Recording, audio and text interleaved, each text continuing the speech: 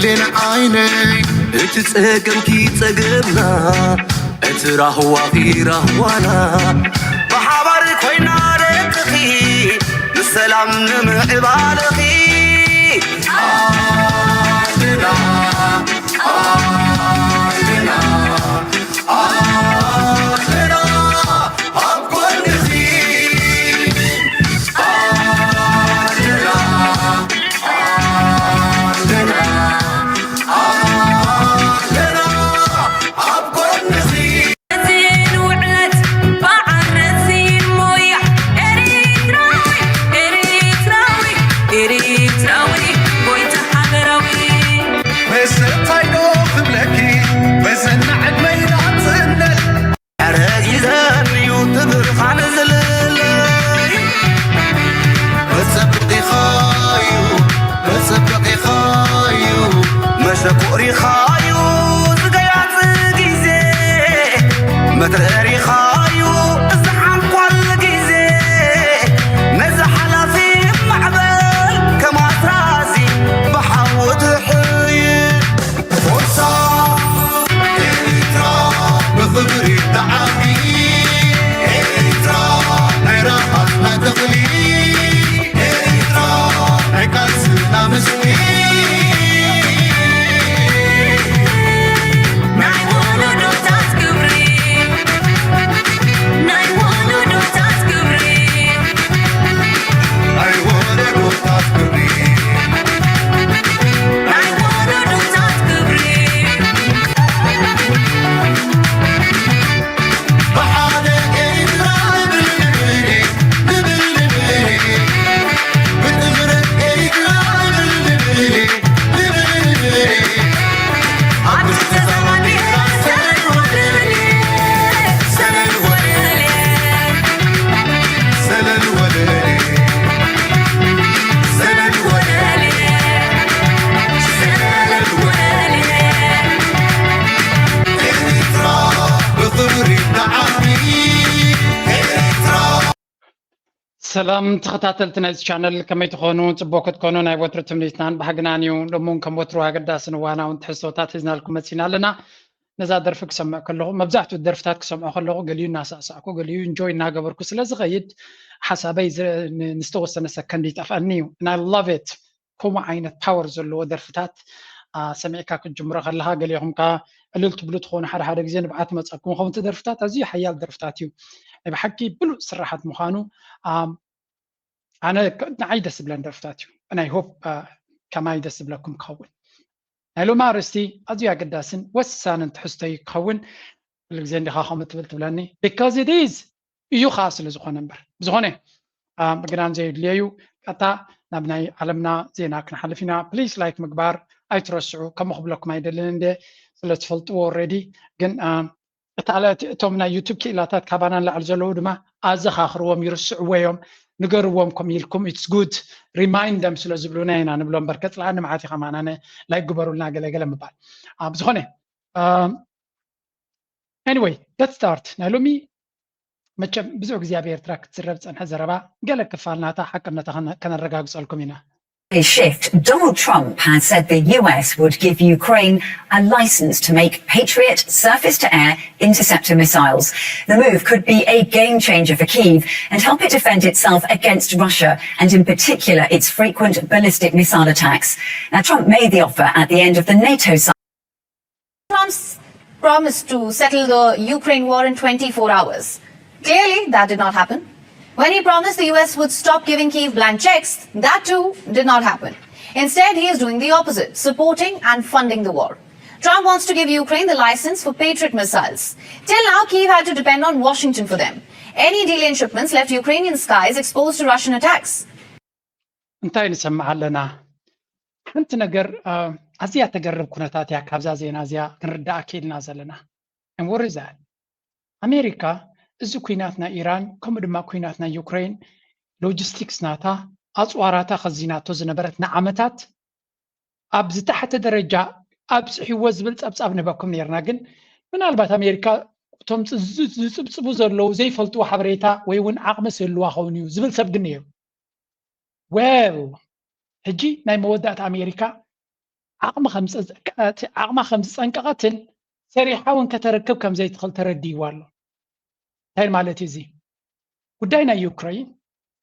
ፑቲን ብዝበርትዐ ሚሳይላት ገይሩ ሓነቅ የብል ኣሎ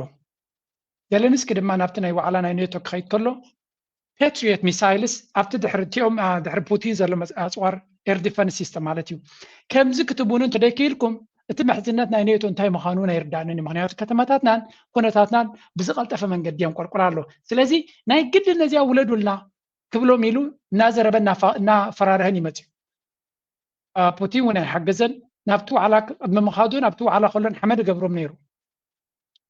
ዶናልድ ትራምፕ ኣብ ኖርማል ግዜ ምስቲ ኩሉ ናይ ኣሜሪካ ደገፍ ንዩክሬን ኣውፃ ኣቢሉ ቸክ ከብሎ ይብል ነይሩ ወይ ክሸጠሎም እዩ ወይ ገለ በሃል ነይሩ ግን ክሸይጥ ደሊ እንዲሁ ግን ሸይጥ እኳ መኻዚኖ እንተለካ እዩ እንተዘይብልካ እንታይ ትገብር ሓደ ነገር ሲ ዕዳጋ ናቱስ ኩሉ ሰብ ሃበና ዝብላካ እንተሎ እንተዘይብልካ ቤትካ እንታይ ክትገብር ወላ ሓንቲ ክትገብር ኣይትኽእልና ክህበካ እየ ትብል ድሕሪ ዓመት ድሕሪ 5 ዓመት ክሳብ 10 ዓመት ኦርደር ናትካ ተታሒዙ እንተሎ እንታይ ትገብር ወላ ሞዳት ኣማራፂ ተሲኢንካ ኩናትካ እንተሎ እንታይ ትገብር ነቲ ማስተር ፕላን ተረክብ ኣይ ማለት እዩ ንዩክሬን በዓልኩም ስርሑ ኢሎም ወረቐት ይቦሞም ፍቓድ ይቦሞም ከመይ ገይሩ ከም ዝስራሕ ድማ ከርእይዎም እዮም እዚ ማለት ኣሜሪካ በዓልና ሰሪሕና ነዚ ምስጢራዊ ሚሳይል ናትና በዓልና ሰሪሕና ክንበኩም ዓቕሚ ስለ ዘይብልና ገለገለ ክፋል ናቶ ግዴልና በዓልኩም ክሰርሑ እቲ ምስጢር ይብናኩም ኣለና እዮም ዝብሎም ዘሎ እዚ ማለት ድማ ኣሜሪካ ነቲ ሎጂስቲክስ ነቲ ጎዲልዎ ዘሎ ኣፅዋር ሰሪሓ ከተረክብ ከም ዘይትኽእል ተረዲዋ ኣሎ እዚ መልእኽቲ እዚ ንቻይና ዓብ ደወል እዩ ንፑቲን ዓብ ደወል እዩ ንኢራን ድማ ዓብ ደወል ቃጭል ናይ ኣላርሚ ዝድውለሎም ዘሎ ኢራን እንታይ ትብል ዘላ ወል ንሽተይ ተነኺስና ኣሜሪካ ክትከላኸለና እውን ክትክእል ኣይኮነትን ንእስራኤል ከተትሕና እውን ክትክእል ኣይኮነትን ንቻይና ኸ ወል مش مسانا خدقدم نتأكياتو زلاهم كتوز أي كالتن سلازي كنقلطف علينا نحنا دما مليشنا كنحيل علينا نأمريكا دما مسانا موقع زي حساب مخانو كنفلطهم كنكل علينا بزي نزيد ما بخمينا نفلطهم كريكم يسمين كوريهم كوم بللهم فلاديمير بوتين كان تايب لالو عواتك قرباي بلالو عواتك قرباي مغنياتو باتريوت ميسايلس كبوان تزيكي لهم زيلنسكي حجي سريحو فابريكا هانيسو سريحو نتنبرت ساب زغربو حمد كجبريانه سلز أمريكا كتوت حنا يكونتن كتوت حنا يلاخد جبرت خل نجار يبلان كتبها يتخلني this is my point خا فلاديمير بوتين يبلالو سلز كنا تازتري وزر لهم ببزح من قد زت كترجم زخديو بركز بوتين بحثير جزء تدي تعويتو a very serious problem كما تسوي سلامتكم لكم الله يوكرين قليل هجر يكونه يوكرين راشا right now فيديو خبر كله أوش راشا 10 كيلومتر كل 10 كيلومتر نحن دادي ريفاينري كاس على لو محل تاوي so تناي درونات ماسترس ناتو خاينم يم درونات ازيوم حيلوم يم رحوق زخيد كل زقبر جن درونات بينو عدو كينات يسعر الكاني لازم تاخذ قبر كتكل لك نتناي راشا كبت ميسايلات كتعليهم كتكل لك بوتين تايب لا بقديو I have to rush تغلطف علني زلو حيلي اذا سامرزيا كتقملو لني بخمي كتقمل تغل let's continue this one Russian President Vladimir Putin's Air Force has received a fresh boost. A new batch of Su-30 SM-2 multi-role fighters and Su-34 fighter bombers have now joined the Russian Aerospace Forces. These new aircraft are strengthening Russia's air power as Moscow expanded its combat capabilities during the war with Ukraine. Russia's state-owned United Aircraft Corporation, or UAC, announced the delivery on July the 9th. كابتري وزلهم راشا دما نتيناتو اندستريس تقالاتيفكم أطوار كتركبهم كتقولوا لكم نتوم سراويت نزا سامرزيا زلون زي اللنجيرنا بزك علينا كنوز أخن كلالنا نزيد ما كل عينات نفرتي كاب نابتي علايرنا يراشات مثلا كم زلوا سو 3 اس ام 2 اس بحالان كبر ما سو 4 تنز بحالان joined the Russian Aerospace Force Combat Aviation Fleet لذي نتي عودو كينات إذن كل جيتات حدش بريد مالتيو نافت كوينات كأتواكي لنا اللو زمالتاي مالتيو راشا دما بزكا على منقدي we have to be very fast نزو كونتات زخن كيرو نزي عود زخن كيرو كل زكا لنا غيرنا هنغوي كنكلال لنا يوم زبلو زلو will this change the game I don't know زي نغرنا تكوينات كيرو يخلدو نتعاودو كوينات تقلالا راشا زلوهم صبلتنا تتقيمهم نتكوينات نكودو يخلهم دخو I don't know جن بو حدوسي حدشت ميسايلات حدشتي حيلتات حدش درونات لنكنون درونات ناي راشا ازيو معبيلو قريبو خمزلو حيلو يخون قلطافناتو تغييرو خمزلو زغلص حبريتا امسينا لكم كمون يوكرين سلازي تكوينات كسع كندي ناب تكنولوجي تراي زدهبه ከም ዝኸውን ዘሎ ኢና ንርኢ ዘለና እዚ ኩሉ እናሰማዕኩም ከለኹም እንታይ ክበኩም ደልየ ኣለኹ ኣሜሪካ ዳ እንታይ ትገብር ኣላ ኣሜሪካ ከስቂላ ድያ ትርኢ ዘላ እንዳሪልኩም ኣሜሪካ ኸ ኣሜሪካ ጉድ ካልኣይ ጉድ ኮ እየ ከስማዓኩም 7 wars or whatever, how many fronts they have at any given time without the United States paying for most of it, which we do. And so we can withdraw that support and thereby control, at least theoretically control Israel's behavior. We never have, but we could. This would, if it becomes law, integrate the militaries to such an extent that the United States would actually be at the mercy of Israel. So Israel withdraws technology and the United States military is hamstrung. So it would actually put Israel in the driver's seat. That's right. 100% correct. And as such, it's adverse to ኣባል ናይ ኮንግረስ ዝዛረብ ዘሎ ናይ ኣሜሪካ ኣፅዋር ውሒድዋ መኻዚኖ ናታ ብሰንኪ እስራኤልን ዩክራይንን ጥራዩ ተሪፉ ኣብ ዝበሃለሉ ዘሎ እስራኤል ድማ ኣብ ፖለቲካ ናይ ኣሜሪካ ካብ መዓልቲ ናብ መዓልቲ እናተፀለት ኣብ ትኸደሉ ዘላ ካብ ኩናት ናብ ኩናት ድማ ኣብቲ ዘለሉ ዘላ እንታይ ይብልኹም ኣለዉ እምበር ነተንያሁ ቅድሚ ዝተወሰነ እንታይ ኢልዎም ንኣሜሪካውያን ኣሜሪካ ንዓመት 3 ቢልዮን እያ ትበና እዚ ገንዘብ እዚ ብዙሕ እዩ ግን እስራኤል ሓያል 500 ቢልዮን ቁጠባ ዘለዎ እዩ ስለዚ እዚ ሓገዝ እዚ ክንገድፎ ኢና ድሕሪ ሕጂ ነፍስና ክንከል ኢና ኢሉ ፀቢርዎም መብዛሕትኡ ሰብ ድማ እስራኤል ብነብሳ ክትመሓደር ኢላ ዝሓሰበት ይመስልዎ ለካስ እስራኤል እንታይ ኢሉ 3 ቢልዮን እንታይ ክገብረና ኢሉ ውትድርና ሚኒስትር ምክልኻል ናይ ኣሜሪካ ናይ እስራኤልን ሲ ከነመርዕዎም ኢና ክንሓዋውሶም ኢና ማይን ፀባን ክንገብሮም ኢና ሽዑ ነቲ 1 ትሪልዮን ባጀት ዘለዎ ናይ ውትድርና ናይ ኣሜሪካ ምሱ ብቐረባ ካብኡ ከም ድሌትና ክንሰርሕ ክንገብሮ ኢና ኢሎም زحزن كوي نزي حج ويزبحال زلا بأمريكا سلامتاي كم تقبروا لهم استبحال غير زقرم كوي So what they're talking about is Section 219, which takes away American sovereignty and merges the technology of our military with Israel's military. So we're going to tell you a lot more about that, but I'm also going to come back to, yes, but what do Jewish Americans think of what's happening in this regard? And some of those numbers might shock you. So we'll come back to that. But Anna, tell us about Section 219 and what happened here. Well, it does look as though pressure from voters, which tends to amendment to strip Section 219 from the National Defense Authorization Act, according to the wall having with his Israel's right to exist, but very critical of the Netanyahu government, especially is absolutely, he says. Closing to me, how many goons and ghouls in this country, both in politics and our media. እንታይ እዮም ዝብልኹም ዘለዉ ኣብዚ መሲልኩም እቶም ኮንግረስ ናይ ኣሜሪካ ውይውይ ኢሎም ነቲ ሓሳብ ወታደራዊ ውትድርና ምክልኻል ናይ ኣሜሪካ ናይ እስራኤልን ከኣሳስርዎ ኣብ ዝጓየሉ ዝነበሩ ህዝቢ ናቶም ወከልቲ ብቴሌፎናትን ብገለን ምስ ኣፅመሞም ንድሕሪት ክምለሱ ጀሚሮም ኣለዉ ብፍላይ እቶም ዴሞክራትስ እቲ ህዝቢ ጠቕላላ ምስ እስራኤል ዝግበር ዘሎ ውስልትና ጠቕላላ ፀሊእዎ ስለ ዘሎ ምፅላእ ድማ ብተግባር የርእዮም ስለ ዘሎ ነቶም ምስ እስራኤል ሕግብግብ ዝብሉ ቀይሕ ካርድ እናውፅኡ ይጉሕፎም ስለ ዘሎ እቶም ናይ ዴሞክራትስ ሳይድ ዘሎ ካብዚ ጉዳይ እዚ ክሃድሙ ጀሚሮም ኣለዉ እቲ ምህዳም ድማ ናይ ብሓቂ ዘገርም ኩነታት እዩ ሕጂ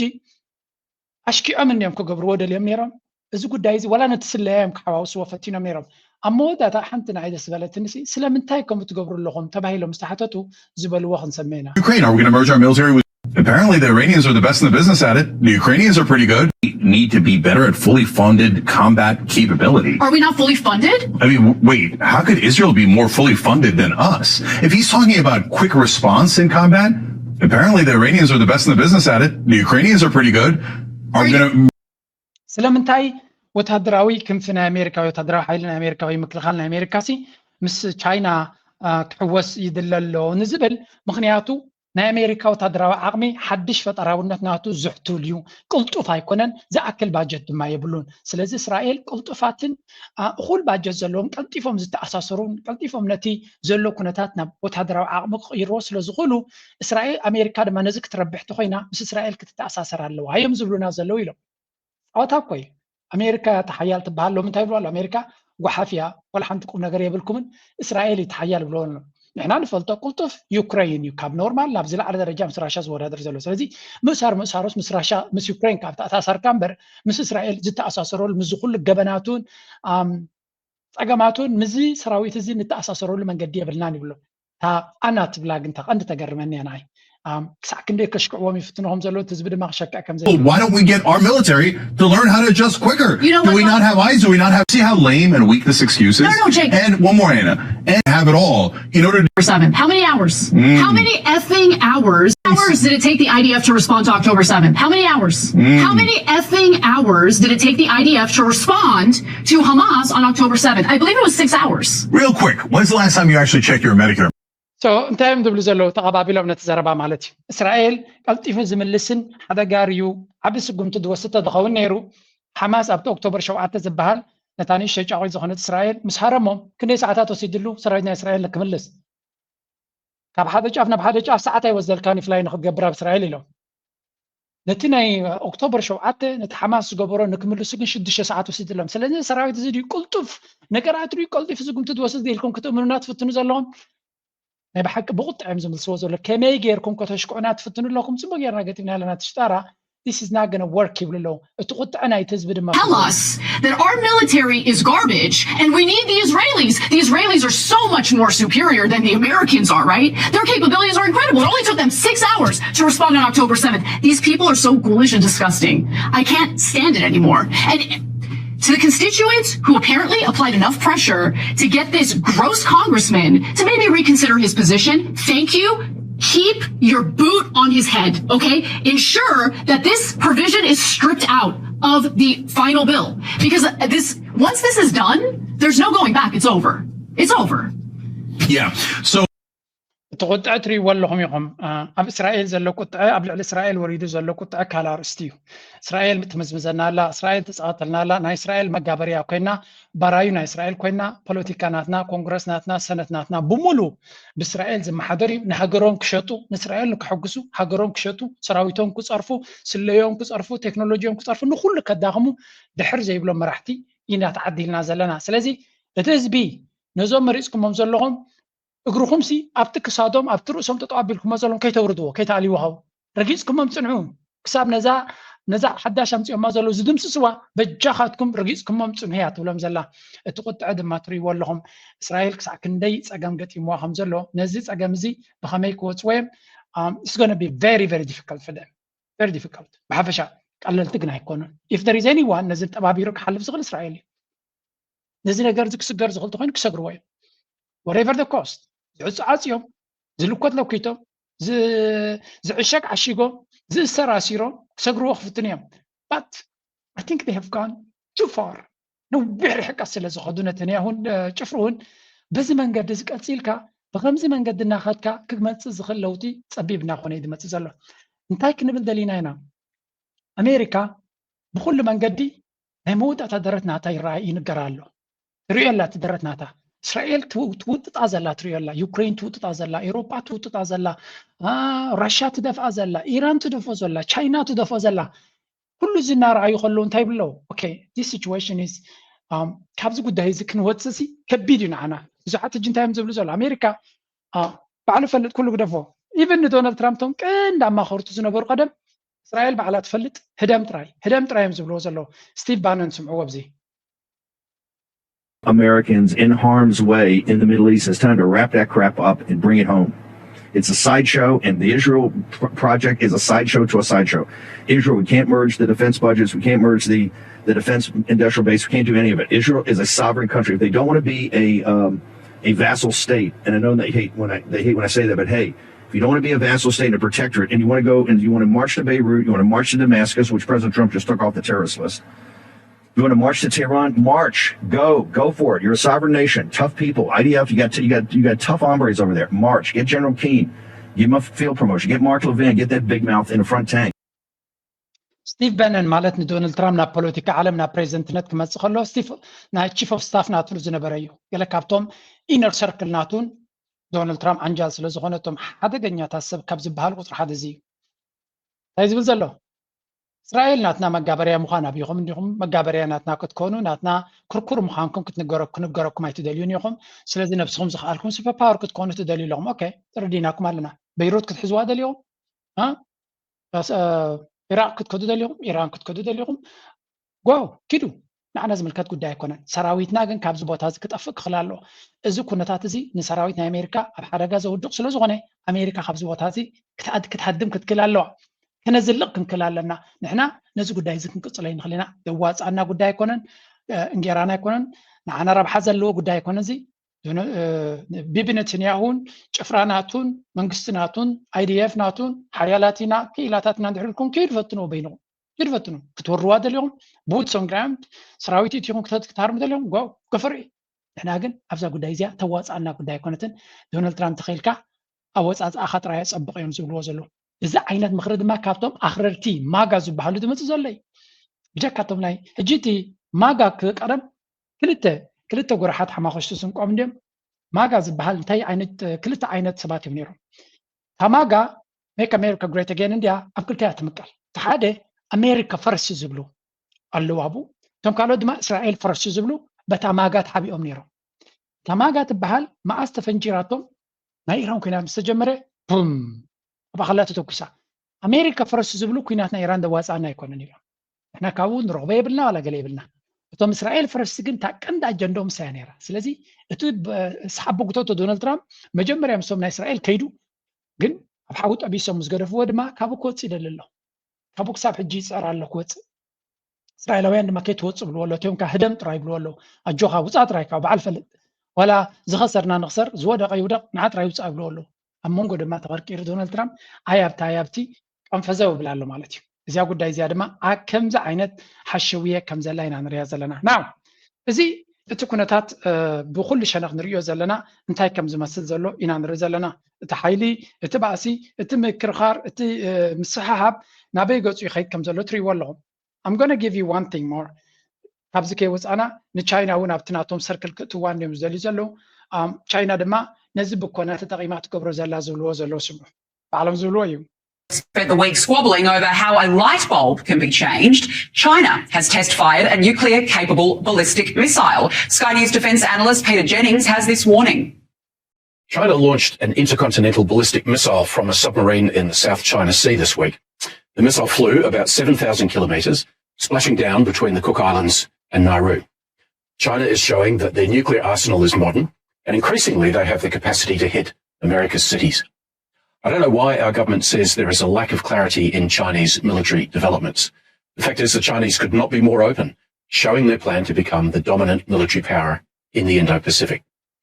Prime Minister Albanese reacted. እንታይ እዮም ዝብሉ ዘለዉ እዚ ሚድያ ናይ ኣውስትራልያ ነከሳቓኒ እንዲ ዝደሊ ደሉዥን ኣብኦም ዘሎ ንበይኒ እዩ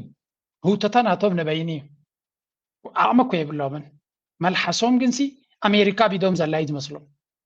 ቻይና ኢዝ ሜጋ ፓወር ፈቲኻ ፀሊኻ ቻይና ኢዝ ሱፐር ፓወር ኣሜሪካ ኩነታት ናቱ ብኩሉ ፋሕፋሕ ኢሉሉ ኣብ ዘሎ ቻይና ሓደ ዓብዪ ሚሳይል ፈቲና ናይ ነዊሕ ርሕቀት ክኸይድ ዝኽእል ማለት እዩ ኣብቲ ፓሲፊክ ድማ ዘይሩ ሃሪሙ እዚ ሕጂ ጫውጫው ፈጢሩ ቀኒ ቻይና ሲ ከመይ ጌራ ከም ዝገብር ዘላ የብሉ ኣውስትራልያ ዓቕሞም ኣይፈልጡን እዮም ልክዕ ከምዞም ኤውሮጳውያን በይኖም ቡ ኣሜሪካ ኣብ ጎንኹም ኣለና ምስ በለቶም ከም ድሌቶም ዝግዕሩ ዝነብር ከመይ እዮም ዘለዉ they always try to they pretend China for home China ኣብ ዓዳ ከላ ትገብሮ ዘላሲ ከምዚ ንዓና ዓብ ስግኣት ይድፈጥረና ዘለዎ እዮም ዝብሉ ብፍላይ እቲ ኮንሰርቫቲቭ ሚድያ ናቶም ስካይ ኒውስ ዝበሃል ማለት እዩ ብሓቂ እኮ ዘገርም ብዙሕ ክገብሩ ዝኽእሉ እዮም ዝመስሉ ወየሳቶም ዘለዎም ዓቕሚ ምስ በዓል ቻይና ክወዳደር ዝኽእል ኣይኮነ ወታደራዊ ዓቕሚ ናቶም ስለዚ እቲ ተሃዲድ ናይ ኩናት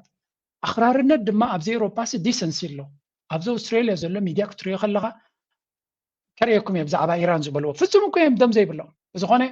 ቻይና ነቲ ኩነታት ናመዝመዘት ሰሜን ኮርያ ነቲ ኩነታት ናመዝመዙ ኩሉ ዝከኣሎም ፈተነታት ይገብሩ ኣለዉ and China already they know እቲ ጉዳይ ናበይ ገፁ ይኸይድ ከም ዘሎ if you have the power to fight us ትኽእሉና እንድሕር ኮይንኩም ያላ ቅረብ ይብሉ ኣለዉ ዘይትኽእሉና እንድሕር ኮይንኩም ድማ ካብ ብሕጂ መንገድኹም ፅረጉ we are ready for every kind of combat ዝኾነ ይኹን ፀላይ ድልዋት ኢና እናበሉ ቻይና ውግእ ከም ዘይደልዩ ግን ከይተዋጋእኻ ቦታና ግደፈልና ካብዚ ከባቢና ርሓቕ እዩ ራሽያን ኢራንን ብውግእ ይስዕሩ ካለው ንርኢ ኣለና ንሕና ክንዋጋእ ኣይንደልን ኢና ሓንቲ ጥይት ከይተኮስናልካ ፈሪሕካ ጥራይ ነዚ ቦታና ክትገድፈልና ኣለካ ተዘየለ ኣይንገድፈካን ኢና ዝመስል እዩ ኣሜሪካ ድማ ዶናልድ ትራምፕ ተዋሓደ ነዚ ናይ ኢራን ጠቅጠቅ ኣቢሉ ውድእ ኣቢሉ بتن فنزويلا ودي إيران تقدر ربيلا إيران تشاينا قد قرقرلا شو ناي راشا زربا جيرت أبابيرا حبابيلا تطوق بلين بوتين تشاينا قد قرقرلا بالنير كل بلانات فعفعيل تعريفو يسرعه إيران كويناتو يسرعه everything is limbo. Now let's continue to the hottest issue now. قدينا إيران كان بيبت هلو زغاي. Between Iran and the US has cast fresh doubts over the interim truce. A permanent peace deal now appears increasingly unlikely. The US claiming that the Strait of Hormuz can be restored to its previous free-flowing state also appear increasingly implausible. This latest escalation showing how the strait has become the central battleground in a war that began over Iran's alleged nuclear ambitions. The US and its Arab Gulf allies are determined to prevent Iran from establishing hegemony over Hormuz, the lifeline for a large share. بحفشة كويناتنا إيران أمريكان كم بحدش تمليسو أبرتو زخنا نوتسكات وقعت خمس غليز نجرزلو نيران دما أمريكا بستغل من قدي زحجر زي حيال كي تخون تطوكنا بلاهن كلا لنا انت زي اللي بز عجز لنا يسوينا عند حرقيدنا إيران سوبر باور كتكون تخليا كابتي أنك إدومو زلو من قدي دما تطوك بلو زخولو أيكونو سلازي whatever it takes أشكال كاديخا حبابيل كاديخا لمين كاديخا هريم كاديخا نيران كتزعل تدخل من قد انتلو let's do it أبزي بالمرقص يوم ريدهم زلو سلازي إزو قد دايزي بتي نايت حادف حيلوان بزدما أبزي خدولو زلو حداش ترامام تيوم اللو سدما إيران أمريكا دونالد ترامب كتقتل تدلل لازم البروباغندا دمان سمع لنا. Israel shared new intelligence with the U.S. that it said indicated a fresh Iranian plan to kill President Trump, a finding that would mark an escalation in the war between Washington and Iran. Iran for years has vowed openly to retaliate against Trump for the assassination of Qasem Soleimani. So remember, this intelligence reportedly came from Israel. And remember, President Trump and Israeli Prime Minister Benjamin Netanyahu are split on how to proceed with the conflict, with Netanyahu pushing for more military pressure on Tehran. The two leaders spoke on Thursday. This report comes as people gathering for Ayatollah Khamenei's burial ceremony in Iran.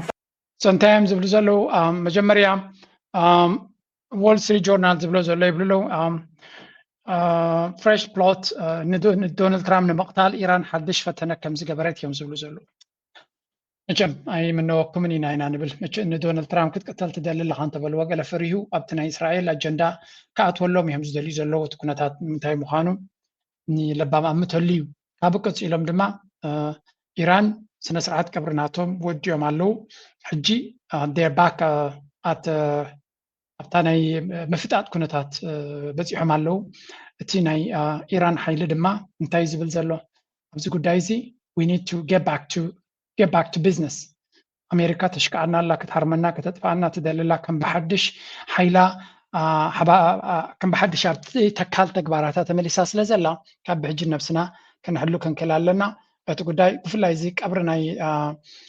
ناي سوبريم ليدر زفترو زنبر سمعتات نتوم مرحتنا إيران عبي تصقم فتير لهم على مهنياتو دارقان نوي حوان زترس أزمة سلزنا برا موتناتهم حجي كم بحدش كم قاچل متيوا مالو سمعوا بزي first week of this war is we, meaning the United States and Israel, killed not just the supreme leader, but his wife, 3 other members of his inner family. That's like killing the president of the United States, Melania, the first lady, and the members of the first family. And then we killed the senior members of the military, religious establishment, intelligence establishment, top 50. That's like taking out the Pentagon,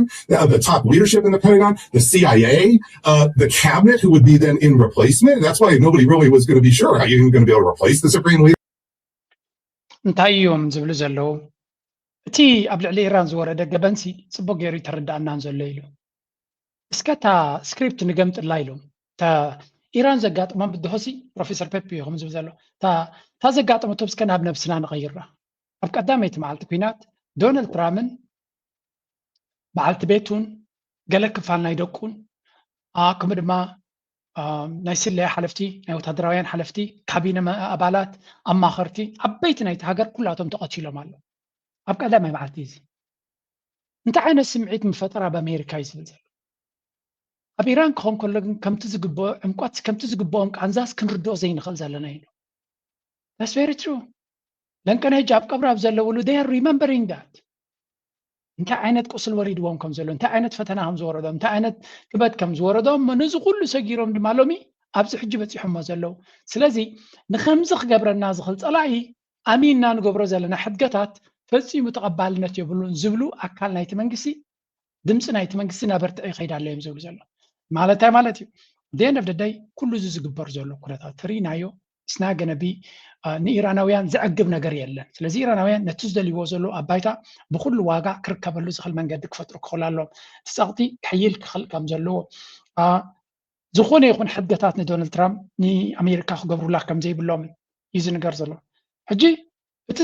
ዘተዶ ዘረባዱ ሕድገዶ ዝብል ገለ ምኾነ ነይሩ ሕጂ ድማ ከም ብሓድሽ ከቢድ ዝኾነ መጥቃዕቲ ኣብ ዓዶም የጋጥሞም ኣሎ Across the country's south, just hours after the burial of former Supreme Leader Ayatollah Ali Khamenei. The incidents were reported in Bushehr province, home to Iran's only civilian nuclear power plant. Iranian state media reported that several locations were hit, including a military site. A short while later, 3 more explosions were reported in the city of Konark as well. The reports of fresh explosions come during a period of heightened tensions. The United States and Iran have exchanged direct military strikes this week. But as far as the latest attacks in Bushehr are concerned, there are few confirmed answers. The explosions have been reported, the locations have been identified, but the United States has denied any involvement, and Iran has not named those responsible. ሕጂ እንታይና ንሰምዕ ዘለና ከም ትሪእዎ ዘለኹም ኢራን ኣሜሪካ ኣብ ብዙሕ ቦታታት ሃሪመየ ክሓብኦ ይደለኒ ኣብ ብዙሕ ቦታታት ሃሪመየ ኣብ ከባቢ ወሽመጥ ሕርሙዝ ኣብ ብዙሕ ዕላማታት ሃሪምና ኢና ንኢራን ንምድኻም ኩሉ ዝከኣለና ጌርና ኢና ነቲ ወሽመጥ ሕርሙዝ ብሓይሊ ንምኽፋት በቲ ሓደ ድማ ናይ ምክልኻል ዓቕሚ ናይ ኢራን ንምድኻምን ናይ ስለያን ናይ ምክትታልን ዓቕምናቶም ንምድኻምን ብተደጋጋሚ ዝገብርዎ ዘሎ መጥቃዕቲ እዩ ስለዚ ኣሜሪካ ኣብ ብዙሕ ዕላማታት ሃሪማ ከተብቅዕ ካብታ ንሕና ዝሃርምናያ ሊስታ ወፃኢ ዝተሃርመ ቦታ ድማ ኣሎ መን ሃሪሙ ግን ኣይተፈልጠን ኢራን ከም ሳርመት ፈሊጣ ኣላ መን ከም ዝሃረመ ድማ ኣይተፈልጠን ይብሉ ኣለዉ እዚ ድማ ተወሳኺ ሕቶታት ይፈጥር ኣሎ ባር ኣብቲ ኩናት ካብቶም ልሙድ ተኽሱ ዝገብሩ ዝነበሩ ወፃኢ ካልእ ክትኩስ ዝኽእል ሓይሊ ከም ዘሎ ወይ እውን ጀሚሩ ከም ዘሎ እቲ ክግመት ተኻይሉ ኣሎ ገለገሊኦም ምንጭታት ዝብልዎ ዘሎ እተን ክልተ ሃገራት ብብዝሒ ዝህረማ ዘለዋ ባሕሬንን ኩዌትን ግብረ መልሲ ወሲደን ዝብል ዘረባ ኣሎ ቅድሚ ሕጂ እውን ተባሂሉ ግን ሓቅነቱ ክረጋገፅ ኣይከኣለን ዝኾነ እስራኤል ካብ ካልእ ቦታ ዝተኮሶ ክኸውን ይኽእል ማራድዩ መፅኡ ኣብቲ ጉዳይ ተሳቲፉ ዘሎ ቅድሚ ሕጂ ገይሩ ስለዝተባሃለ we don't know anyway እቲ ጉዳይ እቲ ኩናት ናብ ምስፍሕፋሕ ገፁ እዩ ዝኸይድ ዘሎ ከም ንሪኦ ዘለና ራሻ ማክሲማም ሓይሊ ትጥቀማላ እንዲ ኢራን ቅድሚ ሕጂ እውን ናብዚ ኩናት ዝምምላሱ ዘይተርፍ ይብሉ ነይሮም ዳርጋ እቲ ኣማኻሪ ናይቲ ቀንዲ ተዛታይ ናይቲ ኢራን ዝበሃል ዶናልድ ትራምፕ ግዜ ዳኣሉ ዝሽምት ዘሎ እምበር ክሓርም ምዃኑ ናባና ገፁ ንኩናት ተዳልዩ ከም ዘሎ ፈሊጥና ኣለና ይብል ነይሩ ስለዚ ኮይኑ ተሪፉሲ እቲ ነገርሲ ከጋጥም ከም ዝኽእል ዝተረዲእና ኣሎ ስለዚ ኣዲስ for sure ብገይሩ ጥራይ ክድቅስ ዝኽእል ጉዳይ ከም ዘይኮነ እዩ ዝነግር ዘሎ so anyway ናይ ኢራን ጉዳይ ኣዝዩ ዝተሓላለኸ ኩነታት ኮይኑ ይቕፅል ኣሎ ካብኡ ቀፂሎም ድማ ኣብዚ ንስማዕ they will have the enmity at the foot of the Red Sea. The Houthis can close that. They can close the Strait of Hormuz. They will have the enmity of Saudi Arabia to deal with, but they have that anyway. I mean, the Saudis and the United Arab Emirates are very hostile now, but they know that the Omanis have got more or less to go with them. Qatar has got to more or less lean towards them a bit more. Qatar is in a very difficult position. So they know that they still have influence over the other Gulf states. They could have a stranglehold over Hormuz and the Bab el-Mandeb Strait, and they're still committed to the destruction of the state of Israel. So from their point of view, they have a new era, a third Islamic revolution to develop. And all the while then, Michael, what is the situation with the Strait of Hormuz? Is it open? Is it closed? What do we know? So it's like Schrodinger's cat. It's both open and closed simultaneously. Well, the Strait of Hormuz, let me explain, all right? Let me explain this. So the route that... እንታይ እዮም ዝብሉ ዘለዉ ኢራናውያን ልክዕ ከምቲ ኣሜሪካ ዝተፈላለየ ስትራቴጂታትን ዝተፈላለየ ብልሕን ታክቲክን ትፍትኖ ዘላ ብብዙሕ መንገዲ ድማ ንኢራን ንምውዳቕ ንኢራን ንምህራም ኩሉ ዓይነት ሽጣራታት ዝጥቀሙ ዘለዉ ኢራናውያን ድማ ብዙሕ ካርድታት ክጥቀሙ እዮም ዝፍትኑ ዘለዉ ኣብ ብዙሕ ቦታታት ድማ ዝተፈላለየ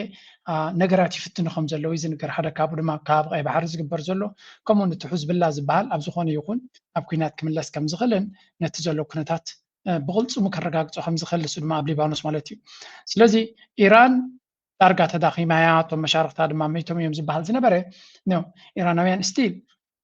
ተሰውራናቶም መሊሱ ክሕይል ከም ዝኽእልን ከም ብሓድሽ ሪቫይታላይዝ ከም ብሓድሽ መንፈስ ብሓድሽ ኣወዳድባ ከምኡ ድማ ብሓድሽ ወተሃደራዊ ዓቕሚ ነቲ ድሌታቶም ከስምርሉ ዝኽእሉ መንገዲ ክገብሩ እዮም ነቲ ዘለዎም ፀብለልትነት ንምርግጋፅ ድማ ክኸዱ እዮም ብመሰረቱ ንኩሉ ክገብርዎ ኮይኖም ግን ነዛ ናይ ወሽመጥ ሕርሙዝ ወዲኦም ከረጋግፅዋ ክኽእሎም እዚኣ ብፍፁም ነቕ ዘይትብል ጉዳይ ምዃና ነዛ ዘረባ እዚኣ ክገልፀልና እንድዩ ቅድሚኣ ግን ስለምንታይ እዚኣ ቦታ እዚኣ ተዓፂያ ኣላ ተባሂሉ ኣብ ሓደ ናይ ኣውስትራልያ ሚድያ ዝተገበረ ዲቤት እስከ ክነርእየኩም ቅርቡን ክርዳእና እቲ ዘሎ ስምዒታት Does Iran have to hold the rest of the world to ransom by preventing oil shipments passing through the Straits of Hormuz? Excuse me, I think it was the United States that waged the war against Iran and your government supported it. They did nothing they said nothing in condemnation. The United States slaughtered our children. The United States murdered our leaders. The United States destroyed our critical infrastructure along with the genocidal Zionist regime that your government loves. And so you're in no position to critique Iran. And the United States attack on Iran and the destruction of parts of Iran's. What right does ከም ትሪእዎ ዘለኹም ጋዜጠኛ እንታይ ምኽእል ዘለዋ ኢራን ንወሽመጥ ሕርሙዝ ዓፅያ ንዓለምና ከተሸግሮ ሽግር ክትፈጠረሉ ትብለላ ስምዕኒ ምናልባት እቲ ዛንታ ደንጉ በፅሒ ክኸይከውን ትሜሞ ኬምበኪ ሓሊፍኪ ከይትኾኑ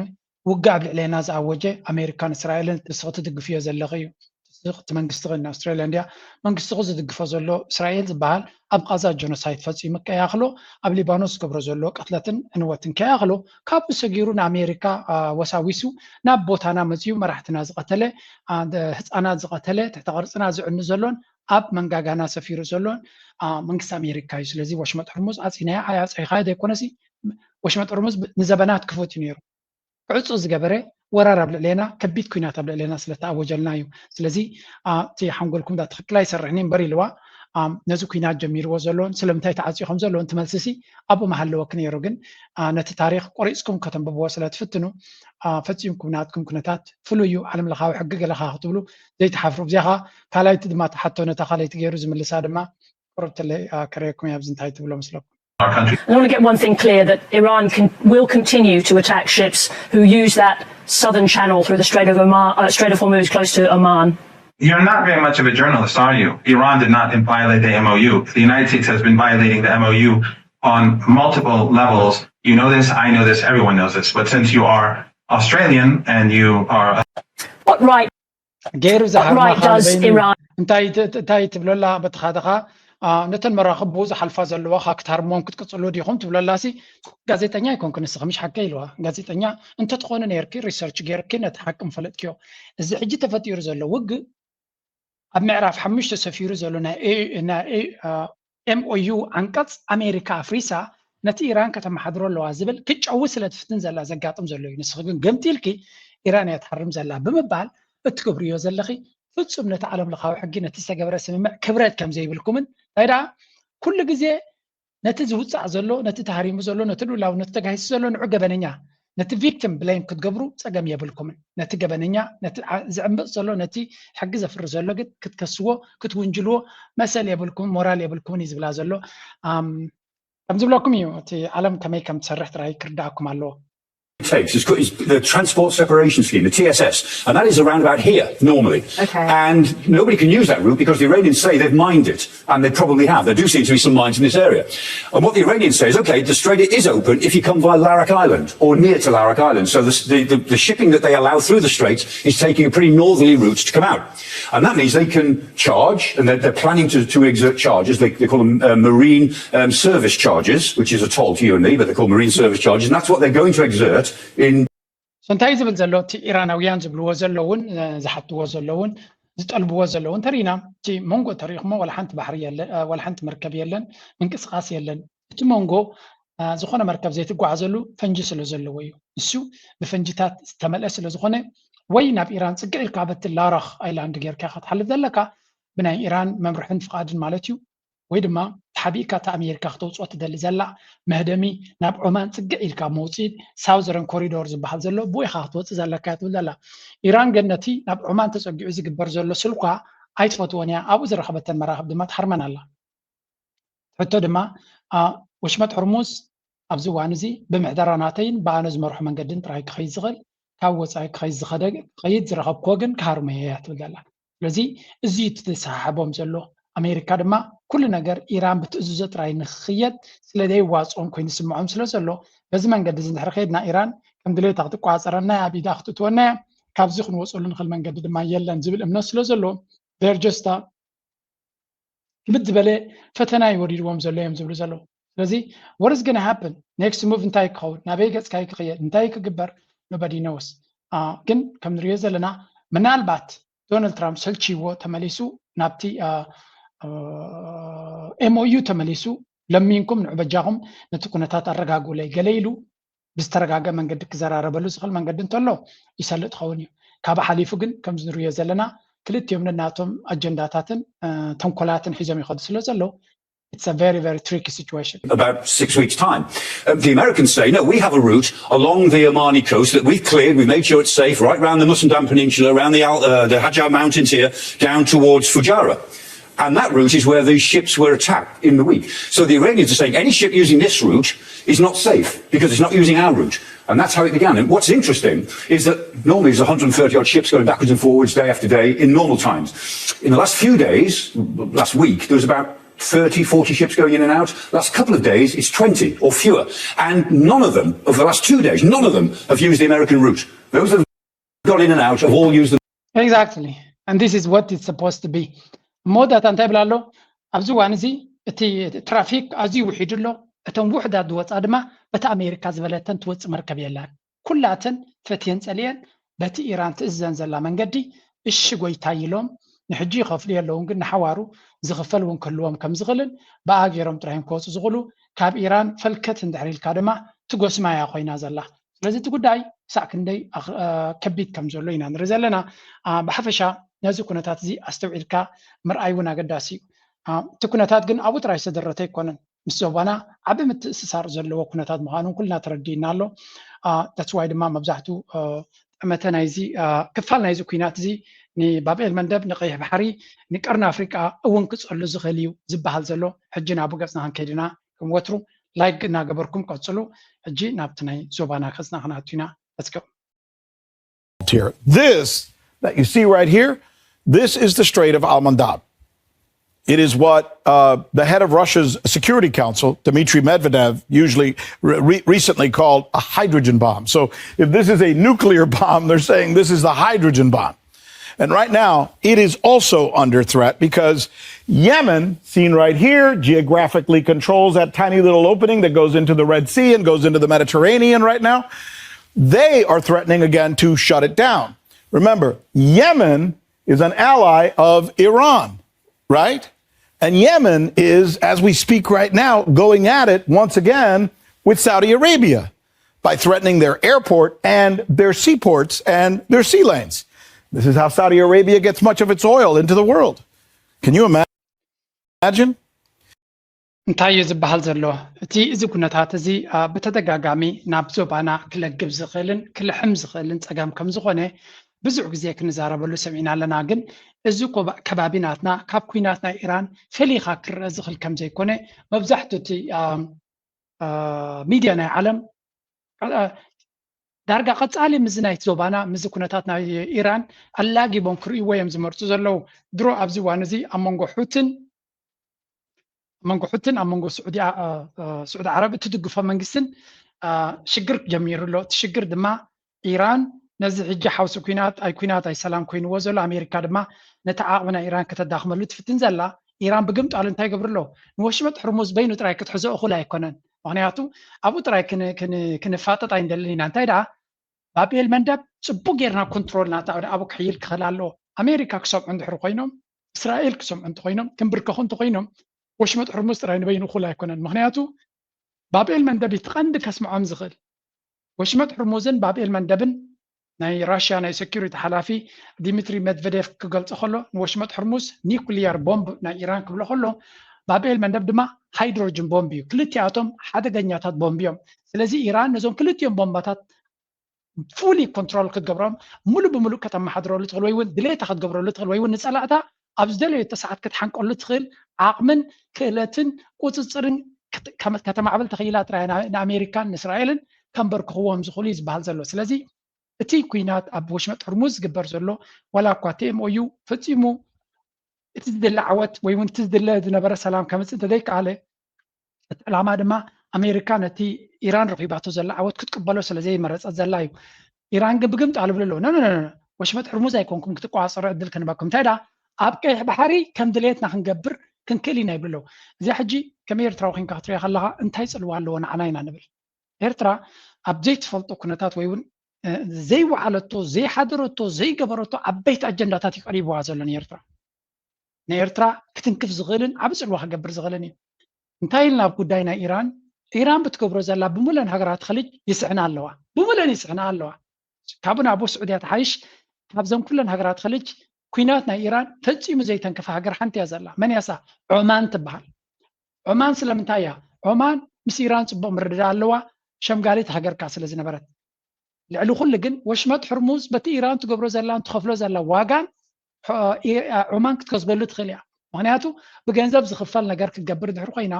ኢራን ክትገብሮ ኮይና ዑማን እውን ገለ ነገር ክትረክብ እያ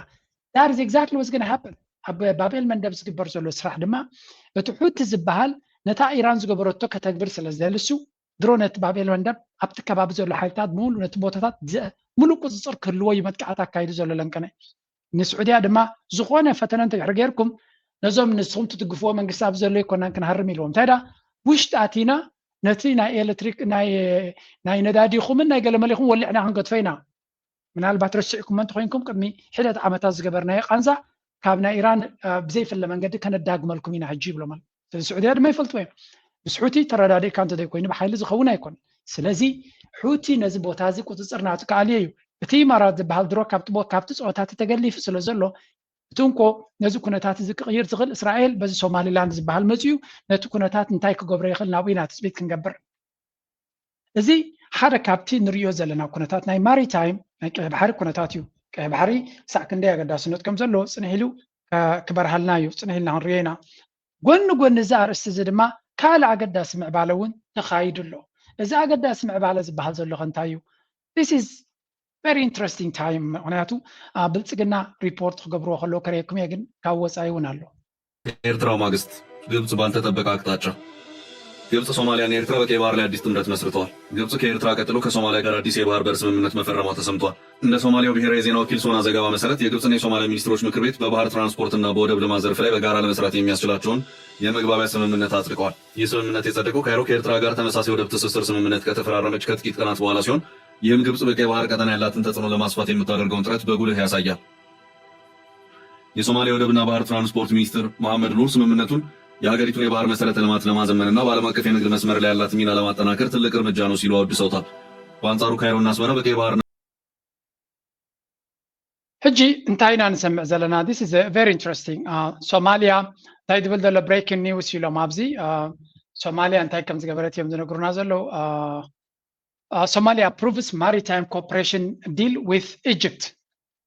Actually, ምስ ግብፅን ቻይናን እውን ከምኡ ከም ዝገበረት ዝገልፅ ሓበሬታ ኣሎ ሕጂ እንታይ ኢና ንሰምዕ ዘለና እዚ ናይ ማሪታይም ናይ ባሕሪ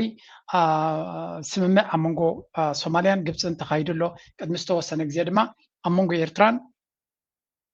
ግብፅን ናይ ባሕሪ ሎጂስቲክስን ናይ ካልእን ስምምዕ ከም ዝተኻየደ ዝዝከር ኮይኑ ሕጂ እውን እንትኾነ ግብፂ ሶማሊያ ምስ ግብፂ ኣገዳሲ ዲል ጌራ ከም ዘላ እዩ ዝንገር ዘሎ እዚ ዘረባ እዚ ንብልፅግና ከዕብዶም ዝኽእል ጉዳይ እዩ ምክንያቱ ኣገይ ኣብይ ኣሕመድ ናብ ባሕሪ ገፀ ይቐርብ ኣለኹ ናብ ባሕሪ ገፀ ሕጂ ደ ይበፅሕ ወላ ፅንሕ ኢለ ኣብ ዝብለሉ ዘሎ ኖ ናብ ባሕሪ ኮንካን ክትበፅሕ እስኻ ወላ እቲ ብካልእ መንገዲ ተሓስቦ ዝነበርካ እውን ክሰልጠካ ኣይኮነን እዮም ዝብልዎ ዘለዉ እዛ ትራይፓርቴት ትበሃል ናይ ኤርትራ ኣብ ኣስመራ ዝተገበረ ስምምዕ ሓደ ግዜ መንጎ ፕሬዚደንት ኢሳያስን ፕሬዚደንት ናይ ግብፅን ሶማልያን ኣብ ኣስመራ ዝገበርዎ ስምምዕ ቡጌር ድማ ሓሰን ሼክ ናይ ሶማልያ ዝጠፍአ እታ ጉዳይ ብታሕቲ ግብፂ ትሰርሓላ ከም ዘላ ኢና ንርኢ ዘለና መርኣያ ናቱ ድማ እዚ ለንቀነ ተገይሩ ዘሎ ስምምዕ ዝበሃል ዘሎ ከም ብሓድሽ ግብፂ ነቲ ኩነታት ወላ ንሰለስቲኦም ብሓደ ከተምፅኦም ተደይከኣለት ምስ ሶማልያ ዘለዎም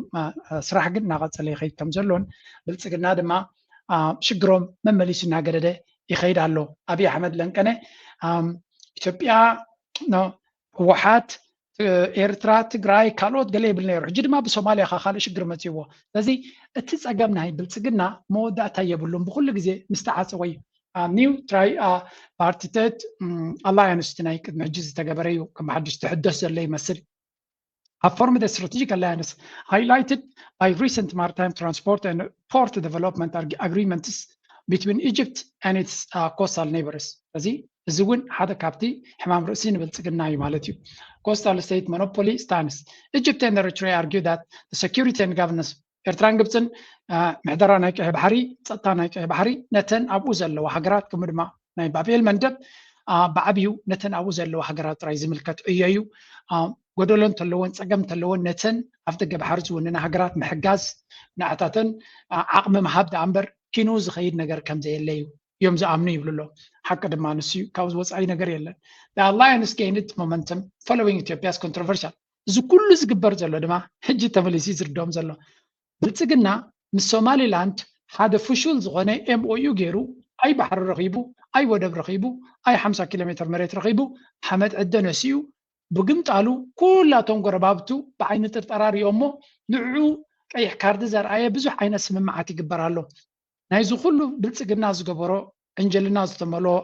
ዓንዳር ስጉምቲ ናይ ሶማሊላንድ ዝፈተኖ ንግብፂ ዓብ ዲፕሎማስያዊ ዓወት ከም ትረክብ ይገይርዋ ኣብ ኖርማል ግዜ ግብፂ ዝኩሉ ዝምድናታት ክትገብር ዕድል ኣይምረኸበት ናይ ብልጽግና ተሃዲድን ፈኸራን ኣብ ጥራይ ማዕኮርካ ዝኩሉ ዝግባር ፍንጭራዕ ዝፈጥሮ ዘሎ ግብፂ ዘይተኣደነ ዲፕሎማስያዊ ሓገዛት ስምምዓት ንክትገብር እዩ ዝሕግዛ ዘሎ ስለዚ ኣይ ንሱ ኸይዱ ብሶማሊላንድ ድዩ ገለገለ ኣፍልጦ ሂቡ ገለ ረኺቡ እቶም በዓል እስራኤል ነቲ ኩሉ ፀገማት ተቐቢልና ንሕናስ በዓል ፈልጥ ኢሎም እውን ሽግራቶም ኣብ ሶማሊላንድ ገለ ረብሓ ረኺቦም ኣለው ኣብይ ኣሕመድ ግን ወላ ሓንቲ ከይረኸበ ዝዓበየ ክሳራ ዝረኸበ መራሒ ኮይኑ ዘሎ ኢጅፕት ሚሊታሪ ኢንቮልቭመንት ኢጅፕት ኢዝ ኤክስፓንዲንግ ኢትስ ፉትፕሪንት ሕጂ ኣብ ግብፂ ከም ዓቃብ ሰላም ኮይና ናበይ ክትኣትያ እዩ ዝበሃል ዘሎ ናብ ሶማልያ ክትኣትያ ኣሜሪካ ድማ ነቲ ኦሰም ዝበሃል ናይ ዓቃብ ሰላም ብሕብረት ኣፍሪካ ዝምራሕ ዝህቦ ዝነበረ ባጀት ጠጠው ከብሎ ምዃኑ ስለተፈልጠ ሕጂ መብዛሕቶም ቶም ኣብኡ ዝፀንሑ ባይላተራል ሪሌሽንስ ምስ ሶማልያ ርክብ ዘለዎም ጥራይ ባጀት ዘለዎም ዓቕሚ ዘለዎም እዮም ስለዚ ግብፂ ኣብ ሶማልያ ክትህሉ ረብሓ ስለ ዘለዋ ክትህሉ እያ ትርኪ ረብሓ ስለ ዘለዋ ክትህሉ እያ እቶም ኣሜሪካ ተኸፍሎም ዝነበረ ሃገራት ክምሃል ኡጋንዳ ድዮም ካልኦት ግን ሸተት ኢሎም ሰራዊቶም ሒዞም ክጠፍእሉ ዝኽእሉ መንገዲ ከም ዘሎ እዩ ዝንገር ብልጽግና እውን ገንዘብ ንክበልዕ ኢሉ ኣዋትዩ ነይሩ ስለዚ we will see what's going to happen so Egyptian military involvement Egypt is expanding its footprint by planning troop deployments and ኩሉ ዝንሪኦ ዘለና ብጉዳይ ናይ ሶማልያ ዝግበር ዘሎ ንብልጽግና ሓደ ዓብይ ሕማም ርእሲ ዝኾነ ኩነታት ኢና ንርኢ ዘለና እዚ መርኣያ ናይቲ እቲ ስሉሳዊ ክዳን ዝበሃል እኮ ካልእ መልክዕ እንዲሁ ሒዙ ሎሚ ምክንያቱ ካብ ምስ ሶማልያ ዘሎ ንናይ ሶማልያ ኣልዮም ኤርትራ ግብፂ ሱዳን እዮም ዝያዳ ኣርባዕተ እንተደሊኹም ድማ ራብዓዮም ናይ ህወሓት ሓይሊ ከምኡ ድማ ፋኖ ወሲቕካ እዩ ዘሎ ኣብዚ እዋን እዚ ብልጽግና ዝርድኦ ዘለኩም እዩ የግዳስ እቲ ዝግበር ዘሎ ምዕባለት ኩነታት ካብቲ ትፅቢት ወፃኢ ከም ዝኾነ እውን ምግማት ንምኽኣል ዝበሃል ዘሎ እዩ ናው ቀይ ባሕሪ ንግብፂ ኣዝዩ ኣገዳሲ እዩ ይበሃል ኣሎ ንዓለም እውን ኣገዳሲ እዩ ምልስ ኢለ ድሕሪኡ ክሰግር እየ You know what? The Strait of Mandab, based on what I just talked about, just through Saudi Arabia alone, may be an even more vital source or a vital pathway than the Strait of Hormuz. 9 billion barrels of oil alone flows through here every single day. That's a lot. It's how cargo, not just oil, gets into the Mediterranean. Goods travel through ships right through. They go in through here or out through there. They go through the Red Sea right there. Then they go up. See up there? That's the Suez Canal. And then they go into the Mediterranean. So right? Think about what would happen if both the Strait of Hormuz and the Strait of Al-Mandab, both this one and this one, are shut down. A fourth of all the world's oil, all the world's gas. ስለዚ ቀይ ባሕሪ ክሳዕ ክንደይ ኣገዳስነት ከም ዘለዎ እዚ ኩነታት ናይ ኢራን ድማ እቲ ፀወታ ናይ ዳማ ናይ ኢራን ኣበይ ከተኩር ከም ዝኽእል እንታይ ክኸውን ከም ዝኽእል እዚ ኩሉ ፀደፍደፍ ናብ ቀርኒ ኣፍሪካ ዝግበር ዘሎ ድማ መርኣያ ናቱ ካብ ምንታይ ዝብገዝ ሓደጋ ካብ ምንታይ ሓደጋ ንምድሓን እንታይ ንምሕዋይ ዝግበር ዘሎ ምዃኑ እዩ ዝንገር ስለዚ እዚ ጉዳይ እዚ ገና ዘይተወደ ሕልኽላኽ ናቱ ድማ ካብ መዓልቲ ናብ መዓልቲ እናተጠናነገ ዝኸይድ ዘሎ እዩ ናው ኢማራት ኣብዚ ጉዳይ እዚ ነዊሕ ኣጀንዳ ሒዛ ትንቀሳቐስ ዘላ well there is this story ለንቀነ ተተጋጋሚ ንሰምዖ ዘለና ንሱ ድማ ጉዳይ ናይ ሱዳን እዩ what is going to happen ኣብዚ ጉዳይ ናይ ሱዳን መጀመርያ ክልተ ነገር ከረየኩም እየ እዚ ሓለፈ ቪድዮናትና እውን ዝጠቀስናዮ እዚ ኩነታት ናይ ኣብ መሪኻ ትብሎ ኣብ ኩርሙክ ዘጋጠመ ኩነታት ንሱ ናብ ክምለስ ኢና ቅድምናው ምኻድና ግን ሓደ ነገር ከረየኩም ክፍትነ እንታይ ከረየኩም ደልየ ዘሎ መሲልኩም ጉዳይ ናይ ኢማራትን ሱዳንን ዓብይ ኣቓልቦ እናረኸበ ይመጽእ ምህላው እስከ በዚያ ንጀምር After the Al Fasher massacre in Sudan, the blood could be seen from space. Now world leaders are being warned the next Al Fasher is waiting to happen unless they urgently act. When Al Fasher was captured in October by the Rapid Support Forces, or RSF, the UN said 6,000 people were killed in the first 3 days alone. They said it bore the hallmarks of genocide. These crimes were foreseen with repeated warnings by myself and my office, but they were not prevented. This is not a drill. It is a red alert that needs to land on the desks of heads of state and government around. The fall of Al Fasher followed an ሕጂ እንታይና ንሰምዕ ዘለና ዓለም ደጊማ ደጋጊማ ከምቲ ኣብ አልፋሽር ገበን ተፈጺሙ ወላ ሓንቲ ከይገበርና ኣሽሓት ህዝቢ ዝሃለቐ ሕጂ ድማ በልዑቤድ ዳዕመ ሰሪዕ ተመሳሳለ ገበን ንክገብር ይደናደን ከም ዘሎን ማሕበረሰብ ዓለም ድማ ኣክንዲ ስጉምቲ ወሲዱ ጠጠው ዘብሎ ተዓዛብን ካውን ይመርፅ ኣሎ እዮም ዝብሉ ዘሎ ዩኤን ይኹን ካልኦት ኩሎም ሂውማን ራይትስ ዎች በሎ ኩሎም ዓበ መጠንቀቕታ ይገብሩ ኣለዉ እዚ መጠንቀቕታ እዚ ብተግባር እናበይ ገጹ ክኸይድ ከም ዝኽእል መንግስታት ናይ ኤውሮጳ ድማ ተሪድ ስጉምቲ ንክወዛ ብዙሕ ፀቕጢ ዝግበረሎም ዘሎ ክልተ ዓበይቲ ፍጻሜታት ኩነታት ናይ ዳዕመ ሰሪዕ ክንዛረብ ከለና ክልተ ዓበይቲ ስጉምትታት ተገይሮም ኣሎ መጀመርያ ባይቶ ናይ ኤውሮጳ ካብ ድቃሱ ዝተበራበረ ይመስል ግን ተስፋ ዝህብ እዩ ባይቶ ናይ ኤውሮጳ ሓደ ኣገዳሲ ውሳነ ሕሊፍ ኣሎ እዚ ውሳነ እዚ ዋላ እኳ ኣዝዩ ተደናጊዩ ዝግበር እንተሎ ብዓብላለ ድምፂ ሓደ ኣገዳሲ ውሳነ ሕሊፎም ኣለዉ ምናልባት የዝብል ዘሎ ዝተወደ ነገር የለን ስቲል እቲ ፀገም ብዓብዩ እንዲሁ ዘሎ ምናልባት ነቲ ኩነታት ክቕይር ዝኽእል ነገር እንተሎ እዚ ጉዳይ እዚ ክኸውን ዝኽእል ወሪዛት ኦኬ መጀመርያ እዚ ባይቶ ናይ ኤውሮጳ እንታይ ኣፅዲቑ ዘሎ መስለኩም ካብቲ ኩሉ ኣብኡ ዘሎ ህዝቢ ፎከስ ኦን አትሮሲቲስ ኤንድ ሲጅስ ኣብ ሱዳን ዝግበር ዘሎ ህልቂትን እፅዋን ዝምልከት ማለት እዩ ሎው ሜከርስ overwhelmingly passed the resolution ሓደ እማሜ ኣብ ባይቶ ናይ ኤውሮጳ ዝቐረበ 476 ሕራይ ኢሎም ክቕበልዎ ከለዉ 26 ነፂጎሞ 96 ድማ ድምፆም ዓቂቦም እዚ ኸ እንታይ ዝገብር to condemn war crimes and crimes against humanity ስለዚ ኣብዚ العبيد كجبر زخل جبنات ناي كوينات يكون كل كنا ناي قبل اللي تكوين ناي وجو جبناتن كمان ما جبنات قبل اللي سباز جبر زلوا specifically أبزد ما بفولي highlighted كوين زلوا دعم سر RSF شو متتقيس له سج and human rights violation بتدقق جامي جبن زفتم زلوا كجبر زخل المخانو شو متتقيس له كمان ما call for a direct aid and evacuations كتاوي حجزن سبن مدحان هيوتنا مدحان سقوم تكوسات كم زلوا. The resolution demands an urgent boost in humanitarian aid. هذا تي إمامة وبنتبين. انتهي قبر زلوا تندفي sorry. قلت أفزقنا سبعة حاجز كاتو يتساوي يتقبر direct funding for local frontline organizations. هتم قطع نتم ستوم سبعة زرع حب زلوا حاجز كواب. أساسيتنا بقنا قد أستيا. Explicitly naming the UAE. مبزح تجزي كم زيوم عين زربا. يتدعم مسرع بينه 5 قبر زلوا. ويون بشفون توم تحجزوا زلوا حيتات كنت نقول لهم يقولون برني إمارات شو ما يتقصوانهم أبزقن بقلتي شمنا يدعانا إمارات بمدقاس in a significant political shift paragraph 5 of the resolution explicitly names the United Arab Emirates including the UAE while condemning external interference لذي توم نيدقى حيتاتيلو ني إمارات بشما أبرق إهواء كم زلوا يزنقر زي إمارات شما نخيرقح كل جنزبن ميدياتاتن لوبين تتقمل ዝነበረት ኣጋጣሚ ይሰርሐን ኣሎ ሽማም ርቋሕ ማለት ግን ፀገም የፅይዋ ኣሎ ማለት ኣይኮነን ቀፂሎም ታርጌቲንግ ፕራይቬት ሴኩሪቲ እና ኣርምስ ኤምባርጎ እቶም ቀንዲ ንዳዕመ ሰሪዕ ነቲ ናይ ሲስተም ብሲስተማቲካሊ ገይሩ ገንዘብ ኣፅዋር ዘዕጥቆ ዘሎ ሓይሊ ንኣብነት እዚ ግሎባል ሴኩሪቲ ሰርቪስስ ግሩፕ ዝበሃል ሓደ ካምፓኒ ፕራይቬት ካምፓኒ እዩ ገለ ዝበሃል ግን ምስ መንግስቲ ኢማራት ርክብ ዘለዎ ክኸውን ይኽእል እዩ ኣብ ልዕሊኡ ገዳ ንክግበርን ስጉምቲ ክውሰድ ከም ዘለዎን ኩሎም እቶም ትካላት ብቐጥታ ندعم مسرع أصوار نخركب زجبر وزلوا بيو إن ون أرمس إمبارغو Security Council كورد لهم كم زلوا رجس أمريكا فيتو باورس زلوا وانت جبر خل وممكن رينا على So, Kazilom push for terrorist designation and accountability. European lawmakers call it for the RSF to be called on the EU's list of terrorist organizations, demanded an independent investigation into alleged war crimes, and advocated for expanding the International Criminal Court's ICC's jurisdiction to encompass all of the Sudan. So, listen, times of Luzalo. بحفشة تدعم مسار إزبالة بتناي أوروبا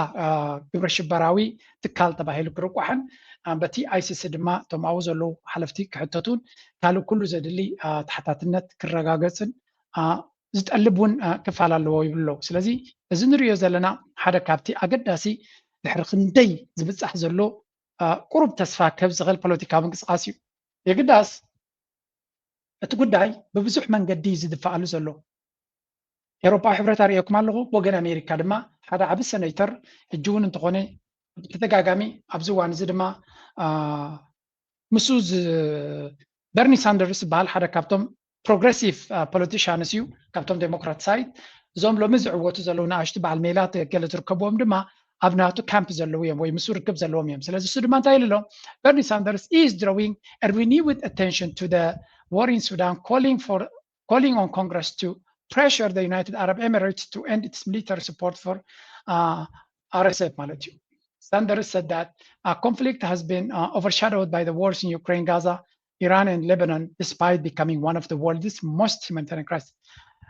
After the Bernie Sanders, Bal Senator the Montez Vilzalo, as the Queen Atazib sank Gaza, Queen sank up Ukraine and Iran and Zolo, Cap of Zgada Queen and Watan, not a Fatsamalo, come to the Lagal by Raban, Byton America. ني إمارات سقوم تكوز دلات أو يتقبر على مالتي هي أكيد حركة دونالد ترامب زخونة حجر ندونالد ترامب جنزب جزيازة الحجر دا إمارات مالتيو نزي كنا تاد نزي سقمنا السودان وين جنوسايد فاند تقبر زلان الساعة كاب السودان لما بليونس جنزب تسري أيوة كم زلون بورك ملك يسرق كم زلون ناب إمارات دما يخيد كم زلون أبو تسعريو دما نقطة طبعا إمارات يقلقل كم زلون كم دما ساندر said at least 59 شح people have been confirmed killed حساب 59 شح زترجع جزء زموت سبعة له with credible estimates of as high as 150 جن إذا 59 تسترجع جزء خون كلك حساب 250 شح خون كم زغل تستقط لسب جن يبلاله 4 مليون حزبي تمزابيلو كم زلون and 30 million people about 2/3 of the Sudan's population now in need of emergency humanitarian assistance. لذي كمان كباب 3 مليون ويكا كل تسلسيت نايت حزبي عبرته تسقع كم كوينو خمسة ولا يزنقر زلوا. لذي this year one is my hope that بإسرائيل شدشتن كسمع زي جباكا زحزن في السامت هاد دقات مدليلو وسجيرلو دروب سايد دمانتي نقر تقبلهم نب عالم يسقاقر ولو لذي بحكي كم ريوز لنا أتقداي attention نار غبي غيرالو أبغزين إمارات حبي أكت كده تدلز نبرت قداي كم ريوز لنا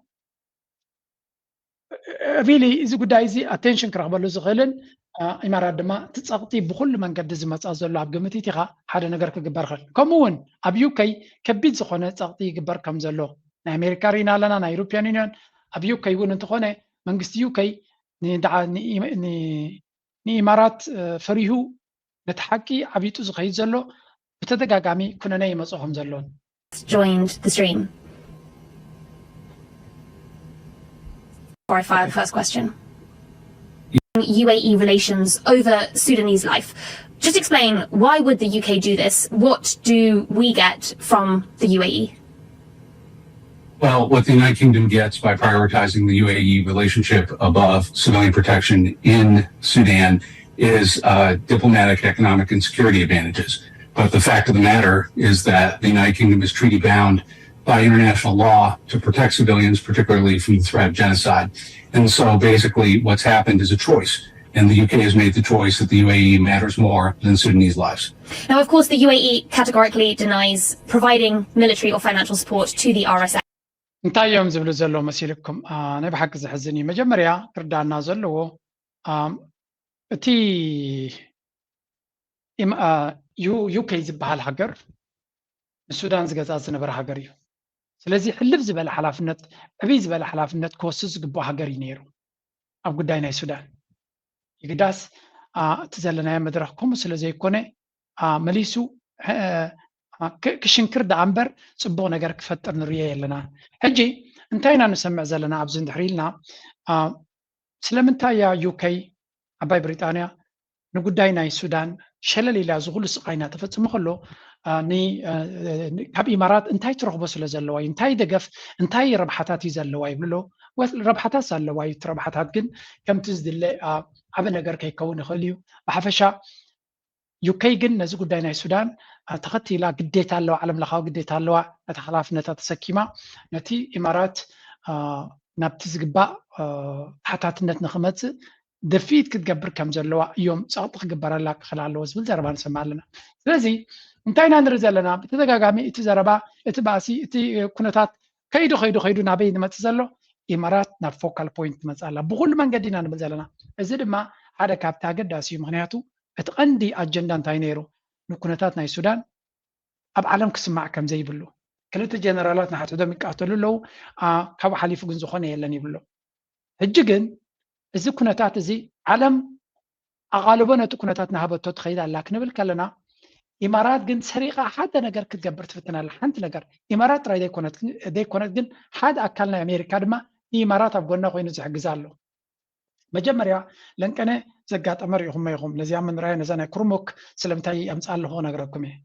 بعوت وتهدروا حي السودان حابوسو بدقفتو أب محبرة وميداتي جالس يزلم بجنرال عبد الفتاح البرهان زمرحو حيتات سراو السودان أب دوبي تيبيام حدة كيلومترات حقات ركاب استراتيجية وتكتم كرمك ناسا شدوش ساعات وصل حي على وجود حري مكيرم أب تحتي قصرم كم زور وايد تدريسهم لو عم تحيتات من قصي تيبيام دقفتهم دمام نتي قداي سيعبو حابوسهم أب محبرة وميداتي جالس يزلم نايز محبرة ونبوليسكاون حابوس كان دمخنا دمام بحيتات وحدن عم حرم زمرح حسب هرم حيتات تيبيام كمون شعبي أزلهم بوجن بينشان قولكم أب العلي من قصي كدمام مثل تيبيام سراو ኢትዮጵያ ሰፊሕ ወታደራዊ መጥቃዕቲ ንምፍፃም መደብ ከም ዘሎም ዘመልክት እዩ ዝብሉ ርእይታት ተዓዚብና ኣለና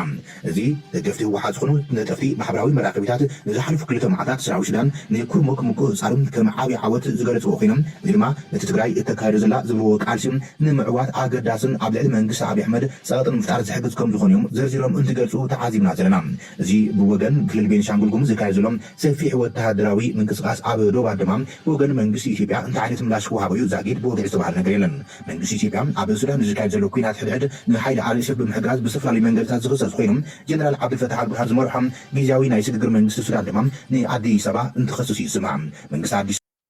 ኦኬ እዚ ሕጂ ርኢና ኣለና እዚ ናይ ኩርሙክ ብምቁፅፃሩ ሰራዊት ናይ ሱዳን ዓብዪ ዓወትን ፍናንን ከም ተሰምዖ እዩ ዝንገር ዘሎ በት እዚኣ ክበኩም እየ ምክንያቱ ኣሜሪካ ዝበሃል ብፍላይ ብመንገዲ እቲ መን ኢኻ ትብሎ መሳት ብሎስ ምስ ኢማራት ቅርበ ዝኾነ ርክብ ዘለዎ ከም ዶናልድ ትራምፕ ማለት እዩ ሓደ ነገር ይፍትኑ ኣለዉ እዚ ኤክስፐሪመንት እዚ ድማ ንሊብያ ኣብ መንጎ ኣብ ክልተ ተመቒላ ነራ ሕጂ ሓድነት ክንፈጥረላ ንሽምግል ኣለና ክብሉ ከለዉ ዳዕመ ሰሪዕ ድማ ሓደ መዓልቲ ንሱዳን ከምቲ ናይ ሊብያ ምብራቕን ምዕራብን ተባሂሉ ተመቒሉ ዘሎ እቲ ምዕራብ ድማ እቲ ምብራቕ ናይ ሊብያ ድማ በዚ ጀነራል ኸሊፋ ሓፍታር ዝምራሕ ኮይኑ ወዱ ጀነራል ፊልድ ማርሻል ዲወላ ጀነራል ሰዳም ዝበሃል ንሳቶም ምስቲ መንግስቲ ኣሜሪካ ትሽምግሎም ከም ዘላን ብኡ መንገዲ ድማ ኣብቲ ፖለቲካ ዓብዪ ግደ ክህልዎም ከም ዝኽእል ዳዕመ ሰሪዕ ድማ ንእሽተይ ነኺሱ እንተቐፂሉ እቲ ጀነራል ሓፍታር ዝበሃል ምስ ኢማራት ዝፀርሕ እዩ ስለዚ ኢማራት ልክዕ ከምቲ ሊብያ መቒላ ኣብ ጣውላ መፂኣ እቲ ደጋፊ ናታ ፀቅዕ ዝኾነ ፖለቲካዊ ጽልዋ ክህልዎ ዝግበር ዘሎ ዋሽንግተን's embrace of the Haftar may encourage Hemeti to keep going not only in offering a political blueprint but also logistically since the very territory the US is now trying to stabilize in Libya is functioning as a rear base for the RSF's war ስለዚህ መንግስቲ ኣሜሪካ ብመንገዲ መሳት ፕሎስ በቲ መንገዲ ኸሊፋ ሃፍታር እዩ ምስኡ ዝዘራረብ ዘሎ ንሊብያ ሰላምን ርግኣትን ንምፍጣር እሱ ድማ እቲ ኸሊፋ ሃፍታር ዝበሃል ዳዕመ ሰሪዕ ናይ ኢማራት ሎጂስቲክስ ቡ ገይሩ ዝኣቱ ዘሎ ስለዚ እቲ ጀነራል በዓል ብሓይሊ ሓደ ክፋል ናይ ቤንጋዚ ዝርከብ ቦታ ዓብ ክፋል ናይ ሊብያ ተቆፃፂሩ ዘሎ ኣሜሪካ ተቐቢላ ቡ ገይራ ክሰርሕ ትፍትን ዘላ ዳዕመ ሰሪዕ ድማ ምስኡ ስለሰርሕ ንሕና እውን ተነኺስና ለውጢ ክመፀና ይኽእል እዩ ዝብል ፅቡቅ ዝኾነ ተስፋ ክህልዎ እዩ ትገብሮ ዘሎ እዩ ዝበሃል ዘሎ So إذا أب ليبيا was the game أف السودان كدقم يخلد أيكلن نجزيز حتى تكوينو دعم سريعين دقفتناتون دما إذا نجرزين نخبت صح كل زك علوم كجبروك في الدنيا. That's why دما أمريكا نتسراوي السودان الجلان بينو كجبر لت في التنزل لامن تانك داخل لهم. إذا دما انتايزلا the Libya diplomacy صدام حفتر تودو نتيجة جنرال حفتر 35 years old deputy commander of Libya's armed forces met with the U.S. Secretary of State Marco Rubio in Washington. لذي تودو Washington كيدمس ماركو روبيو الراهب كم زلون. The meeting reflects a quite fast-moving power sharing deal brokered by Trump advisor Mossad Plus to reunify Libya and potentially place Haftar into the presidency.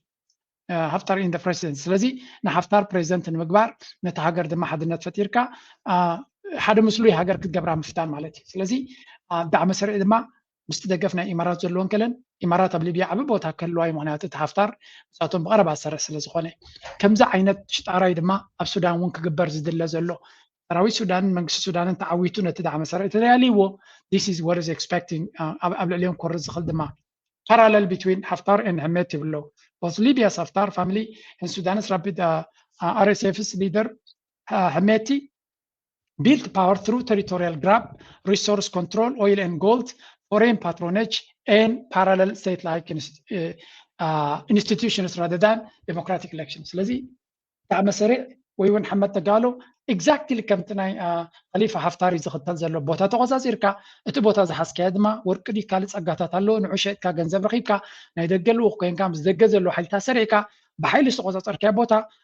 أتي منقستنا يتهاجر كسر ركاب زي كله لا مودا تا أبت أولاكن عرقو كوينا سوى هالكا بوليتيكا سلطان تحز سلزي why Washington avoids Hemeti unlike Libya's لذي من البات Hemeti كم عينت أغالبوكو زي كالي كمت ناي خليفة حفتار حيال زخنا بوليتيكا وصلوا ويون وتدراوي حيلن وتصرنا بوتان كجبر سلزي كعلى كوني غل كعلى مهنياتات كله غل ببزح جينوسايد خصص سلزخنا كتل تخلي خاجن ستيل إمارات مسود صرح من لاوا تي منقسنا دونالد ترامب دما مس إمارات زلوا ركب قمتي تخا قليل زي كونات نر لنا من البات ميد تيرمز مس زلوا أتوم ديمقراطس قبل إسرائيل زلوا ملكة حتون تجمعتن مخا نسعتهم نتعوت الدحرمتيهم إذا قداينا السودان من البات قبع عين الرقيبو نتنا إمارات قداي اللي تعطق قبر الله يخلقون بود ما سراوي السودان زقبروا زل عوتاتون نتقنتات أم غيار قدا كل ويخل بحفشاجن نريو زلنا نبي حق حدا جنيا قعزون أكيدان نرزلنا إذا نقرأت زدما أقليل كاكر رزق القدايكم زي كونبون مجنزاب يدلي لذي نشته هوقاف تفتيركا كم يجي ربنا تهوقاف تقيمم قبل عها خمس دلينا نرزلنا and yeah I mean تازبلت حدنا تكاجركا سلام كا وعسكا مخادع كابان دروسي خانك ساكن دي كبيت كون كم زغل برجز نزاناي بلوناي بس كرموك زمصوم زلو صقم بلصقنا كم هذا عبي صقم كريو خلو قال ميدياتاتنا تግራይ ዝብልዎ ዘለዎ ድማ ክሪና ናው ሕጂ ኩላ ኣብዚያ ክንሪያ ፀናሕና እንታይና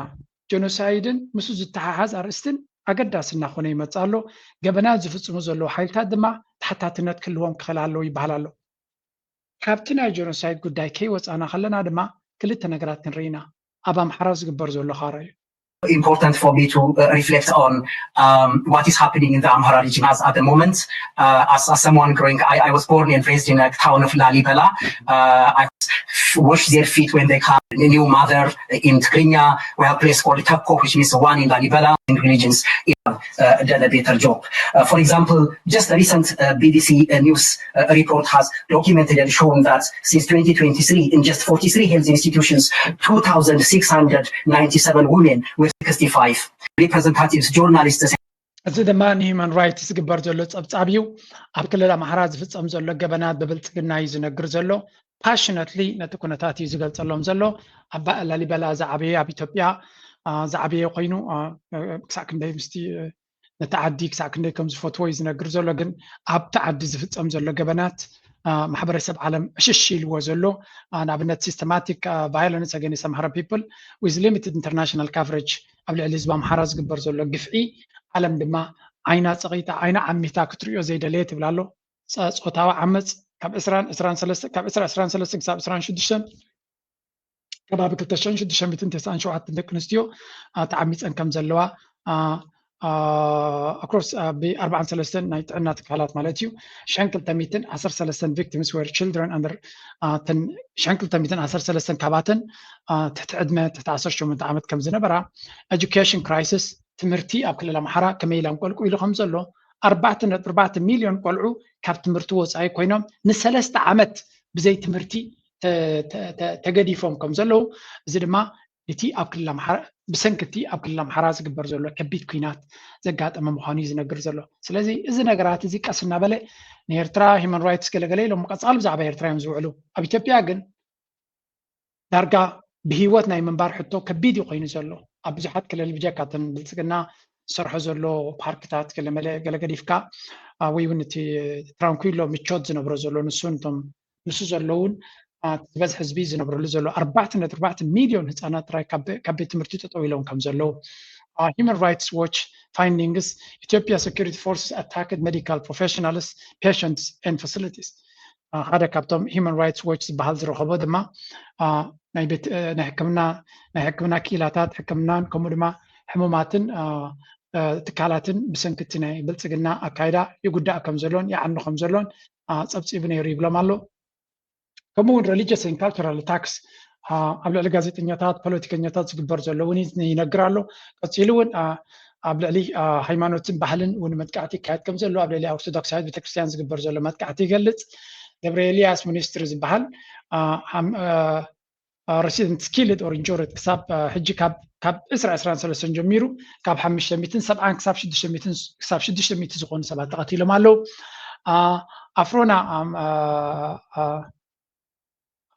ኣፍሮና ዲያትሮና ማርያም ቸርች ዝበሃል ድማ ካብ ኣብ ወርሒ 3 2026 7 ኦርቶዶክስ ክርስቲያን ከም ዝተቐተሉ ከምኡውን ኣብ ቅዱስ ገብርኤል ዝበሃል ኣብ ኣርሲ ዝተገበረ ይመስለኒ እዚ ኣብ ወርሒ 6 2026 መዓልቲ ምርጫ ማለት እዩ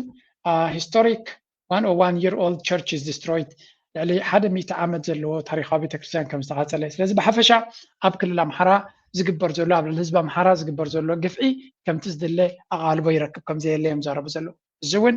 ነቲ ብልጽግና ዝኸዶ ዘሎ ፈንጠዝያ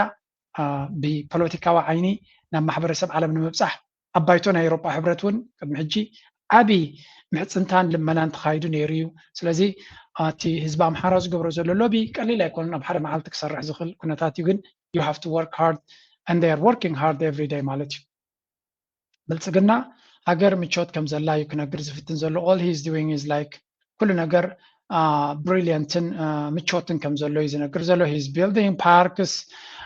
ካልእ ነገራቱን ኣብ ካልእ ምቾታቱን እዩ ዘሎ ግን እቲ ኩንነት ኣብ ባይታ ንሪኦ ዘለና ግን ክሳዕ ክንደይ ከቢድ ከም ዘሎ እዮም ዝነግሩ ዘለው እዚ ናይ ክልል ኣምሓራ ንርኢ ፀኒሕና ካብ ቀፂልና ድማ ኣብ ትግራይ እውን ዝግበር ዘሎ ተጋሩ ብዝተፈላለየ መንገዲ ዝዛረቦ ዘለው ለንቀነ ሕጂ እዛ ኣብ ኢትዮጵያ ተመሪፃ ዘላ መን ኢኹም ትብልዋ ሜላት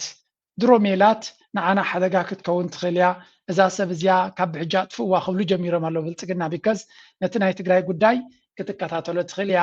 ነቲ ናይ ትግራይ ዝተገበረ ወፅዓ ብፍላይ ንመንግስቲ ብልጽግና ታርጌት ክትገብሮ ትኽእል እያ ስለምንታይ ነቲ ብልጽግና ኣብ ሓደጋ ክእትዉ ዝኽእሉ ሰባት ቀፃሊ ዝኸስዎ ንዓታቶም ምሳቶም ርክብ ኣለዋ በዓል እዚኣ ምልእተ ዝበሃላ ዶ ገለዶ እናበሉ ብልጽግና ኦልሬዲ ነዚኣ ከይትመርፅዋ እንተተመሪፃ ከተጥፋኣና እያ ዝብል ዘረባ ኢና ንሰምዕ ዘለና እዚ እውን ነብሱ ዝኻለ ካልእ ኣዛራባ ርእሲ ኢና ንርኢ ዘለና እቲ ኩነታት ከመይ ኢሉ ይላባዕ ከም ዘሎ ጥራይ ክነግረኩም ብኩሉ መንገዲ ንኣቢ ዝመፁ ዘሎ ፀገም ኣብቲ ወታደራዊ ተሰጊርና ድማ ለሚሸው እዩ ኣብዚ ናይ ሃይለ ደደቤት ዝገበሮ እስከ ክርእየኩም ባዕሉ ደውፅኒ ኣብ ኢድያ እኒሃ ጓሉ ሰበይትን ጓልን ወፃ እየ የብለይን ሓዳር እንዳበለ ነቲ ሓንቲ የውልድ ነቲ ሓንቲ ይብል እንሪኦ ጌታቸው ጓሉን ሰበይትን ወፃ እየ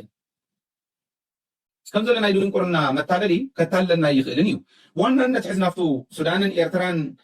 ትግራይን ቲፒኤልኤፍን ሻዕብያን ሱዳንን ኮይኖም ከሽንፉነ ይኽእሉን ዝብል ግደፎ ናይ ቲፒኤልኤፍን ናይ ሻዕብያን ሱዳንን እሞ ፋኖ ከሽንፈካ እዩ እዚኦም ግደፎም እዚኦም ማን ትማን ብደንቢ ብስነ ስርዓት ክገጥሙልካ ዝኽእሉ ጥራሕ ዘይኮነስ ናይ ትማሊ ታሪኾም እውን ናይ ሕዚ ታሪኾም እውን ሕዚ ታዛ ሓለፈት ኩናት ታሪኾም እውን ኦልሬዲ ናይ ሰዓራይነት መንፈስ ጥራሕ ዘይኮነ ተታሪኽ እውን እኒ ናይ ሕዚ ናይ ትማሊ ኢና ንብለና ካብ ትማሊ ናብ ሎማዓንቲ ኣብ ሰማያት ኮይኑ ኦፕሬት ዝገብረሉ دفع استغافل يكون تفلي ነገር የለም ቲፒኤልኤፍን ሻዕብያን ሱዳንን ግደፈሞ ፋኖኩም ሰዓር ዘይቃለ ሰብ ኮይ ፋኖ ኮይ ዘገላትዕ ዘለና ኢትዮጵያ ሰራዊት አሰሊፍ ወስደም ኮሎ ሰፍላዕ ኩሉ ከሎም ደራይዎም ንፋኖ ክስዕር ዘይቃለ ሰራዊት ንናይ ትግራይ ሰራዊት ንናይ ኤርትራ ሰራዊት ንናይ ሱዳን ሰራዊት ክስዕር ኢሉ ክዛረብ ከሎ ጭንቅ እዩ ትናንትና ሻዕቢያና ወያኔ ከሱዳን ጋር ተባብረው ደርግን ጥለዋል። አሁንም እዛ ተባብረን እንጥላለን የሚል ምኞት እንኳን ሻዕቢያና ወያኔና ሱዳን ሌላም ቢጨመር በኢትዮጵያ ሉዓላዊነት ቅንጣት ታክል ስጋት የለም። ቅንጣት ታክል ከፍተኛ በሆነ ዋጋ ከፍተኛ በሆነ ከም ትሪእዎ ዘለኹም ፈኸረዳ ኩሉ ዝኽእሎ ቅድሜኻ ፈኪሮም እዮም ቀደም ፈኪሮም እዮም ፈኸራ ናይ እያታትካ ናይ ኣቦታትካን ትቕፅል ኣለኻ ሓድሽ ነገር የለን ኩሉ ዝትፍክሮ ዘለኻ ኣብ መወዳእታ ዝመፅእ የለን ንዑ ድማ መፋኽርቲ ኣለዎ ኩላቶም ከም ዝልዮ ዘለዎም መንግስቱ ሃይለማርያም ኣይዶኖ ብቴሌፎን ገለ ምስ መንግስቱ ሃይለማርያም ይራኸብ ዶ ትብሉ ሰብ እዚ ገለ ቁርብ ስካብ መንግስቱ ሃይለማርያም ምኽሪ ይወስድ ዶኸውን ማትቲ ዘለዎ ኩነታት ምስቲ ናይ መንግስቱ ሃይለማርያም ብዙሕ ፓራለልስ ኣለዎ ብዙሕ ዘተሓሓዝ ነገር ኣለዎ እዛ ጉዳይ እዚኣ ኣብ ኢዱ ተዓርፍ ከም ዘላ ኩሉ ፈላጥ ፈሊጥዎ ኣሎ ስለዚ ምናልባት እቲ ከትሕኖ ዝኽእል ኢሉ ሒዝዎ ዘሎ ሰብ ማለት እዩ ትምስኡ ተፀጊዑ ዝኸይድ ዘሎ ሰብ ንባዕሉ ተስፋ ዘይብሉ ምዃኑ ቅድሚ ሕጂ ወላ ሓንቲ ተመኩሮ ከም ዘይነበሮ ክዛረብ ከሎ ስምዑ ናይ ውድቀቱ ተመኩሮ ጥራይ ዝነገር ሲጀመር ይነስ ምብዛም ሁላችንም አመራር ውስጥ የነበርን ሰዎች በተሳሳተ ስሌት ኤክስፔክት ያደረግነው ነገር ነበረ። አንዳንዱ በ3 ሳምንት መንግስት እንገለበጣለን ብሎ ያስብ ነበረ። እኔ እንደውም ጸጋ ለዚህ ያግዘኛል። በቋንቋ ደረጃ እንኳን በደንብ ሳንግባባ ነው ወደ ጦርነት የተገባውና እኔ የትግራይ መንግስት ወይ የሰራዊት ቃል አቀባይ ሆኜ ስል እዚህ ሰብ እዚ ትሪእዎ ዘለኹም ብሪፍ ሲደረግ ሊትራሊ አማሐሽና ማለት በአማርኛ አሻሽለናል ማለት ነው። አሻሽለናል ሚል ሪፖርት ከም ትሪእዎ ዘለኹም ንተጋሩሲ ውርደት ናይ ተጋሩ ናይ መወዳእታ ተበፂሑ ከም ዘሎ በዚኻ ትፈልጥ እዮም ኢሎሞ እንታይ ዝብል ዘሎ ኩናት ክንገብር ከለና ብ2020 ናይ ብሓቂ ውርደት ወላ ሓንቲ ፕላንት ከም ዘይነበረን ንክንማረኽ ዝሓሸ እዩ ነይሩ ከማንሽዑ ወላ ሓንቲ ክንገብር ኣይከኣልናን ስለዚ ብዘይ ፕላን እዮም ናብቲ ኩናት እትዮሞ ኣነ ኣብ ወሃብ ቃል ከለኹ እውን ወላ ሓንቲ ኣይፈልጥን እየ ነይረ ዝግበር ዝነበረ ይብል ኣሎ ስለዚ ነቲ ትግራይ ዝገበርዎ እዚ ኩሉ ታሪክ ፈፂምና ጅግንነት ፈፂምና መኪትና ደው ኢልና ዝብልዎ ብዘይ ፕላን ዚሮ ፕላን ሒዝና ኢና ተበጊስና እዩ ዝብሎም ዘሎ እቶም መራሕትኩም ኢልኩም ተኣምንዎም ድማ ዝኾነ ፕላን ክገብሩ ይክእሉን ኢሉ ነቲ ትግራይ ፈፂመዮ ዝብሎ ህዝቢ ትግራይ ዝኮርዓሉ ታሪክ እውን ኣትሊስት ዝመከተሉ ታሪክ ዚሮ ታሪክ እዩ ዘለኩም እዩ ዝብሎም ዘሎ ስለዚ ሰብ እዚ ክንምንታይ ነተጋሩ ጉሒፍዎም ከም ዘለዎን ንኣቢ ንምሕጓስ ንኣቢ መጎስ ንምሃብ ክሳዕ ክንደይ ኣብ መሬት ወዲቑ ከም ዘሎ እዩ ዝንገር ዘሎ እንታይ ይሒዝሉ ዘሎ ምዃን መትሓዚ ድልዮም ኣይኮነን ከብዶም እኹል እዩ መትሓዚ ስለዚ ከም ትሪእዎ ዘለኹም leadership versus youth reclaim the TPLF leadership ስለዚ ነቶም ህወሓት ንምስዓርሲ ክንድምንታይ ርሕቀት ክኸይድ ነቶም መራሕቲ ናይ ህወሓትን ጀነራላትን ንምጥፋእ ክንድምንታይ ርሕቀት ክኸይድ ከም ዝኽእል እዩ ዝንገር ዘሎ እሱ ጥራይ ግን ኣይኮነን these are like ብዙሓት መራሕቲ እዮም ብሓደ ተኣኪቦም ከምኡ ዝኾኑ ዘለዉ እንታይ ወሪድዎም ዘሎ ኣይትፈልጥን ኢኻ መደላደል የፈጠረበት ይጽምዶ ነው ይሄ ጽምዶ ነው ምክንያቱም ሻዕቢያ በትግራይ ህዝብ ላይ ምን እንደፈጠረ ያውቃሉ በማስገደድ በፍጹም ጭካኔ ወደ ማሰልጠኛ መውሰድ ወይም ደግሞ ወደ ጦርነት መውሰድ ራሱ በሀገርም ይሁን በዓለም አቀፍ ይሁን ህጋዊ ተቀባይነት የለውም ስለዚህ እናት ድንጋይ እየወረወረችላቸው ናቸው ወደ እነሱ ነው እየወረወረችው ያለ የትግራይ ወጣት የገንዘባቸው ምንጭ ከም ትሪእዎም ዘለኹም እዚኣቶም በቃ ኣወል ቀዳማይ ነገር እቲ ክዳንን ምቾትን ይረአዩ እዚ እቲ ዘረባ ብጥርሑ ከም ዘይኮነ ኣብ ኢትዮጵያ ጻድቃን በዓሉ ነጊሩኩም እዩ ኩሉ ፖለቲካዊ ወላ ፌስቡክ ዝፅሕፍ ወላ ብትዊተር ዝፅሕፍ ገንዘብ ይደሊ ኢልዎ እዚ ኩሉ ነገር ተኸፊሎም ዝገብርዎ እቲ ፖለቲካ ከምኡ ኣብ ዓለም ፖለቲካ ብገንዘብ እንድዩ ትንኮ ፖለቲካ ብጥርሑ ኣብ ኤርትራ ጥራይ ዘሎ ኣብ ኤርትራ ከማን ኣብቲ ደንብ ሃገራውነት ጥራይ ዘሎ እምበር ኣብቶም ተቃወምቲሲ ብገንዘብ ይከረየኩም እየ ገንዘብ ምስ ተወደአ ኣብ እንታይ ኣትዮም ከም ዘሎ ክንርኢና ስለዚ ኣብዚ እቲ ኣብ ትግራይ ዘሎ ሓይሊ ክንዱ ገንዘብ ካፍል ዝኽእል ኣይኮነን ስለዚ መኸተ እዩ ዘሎ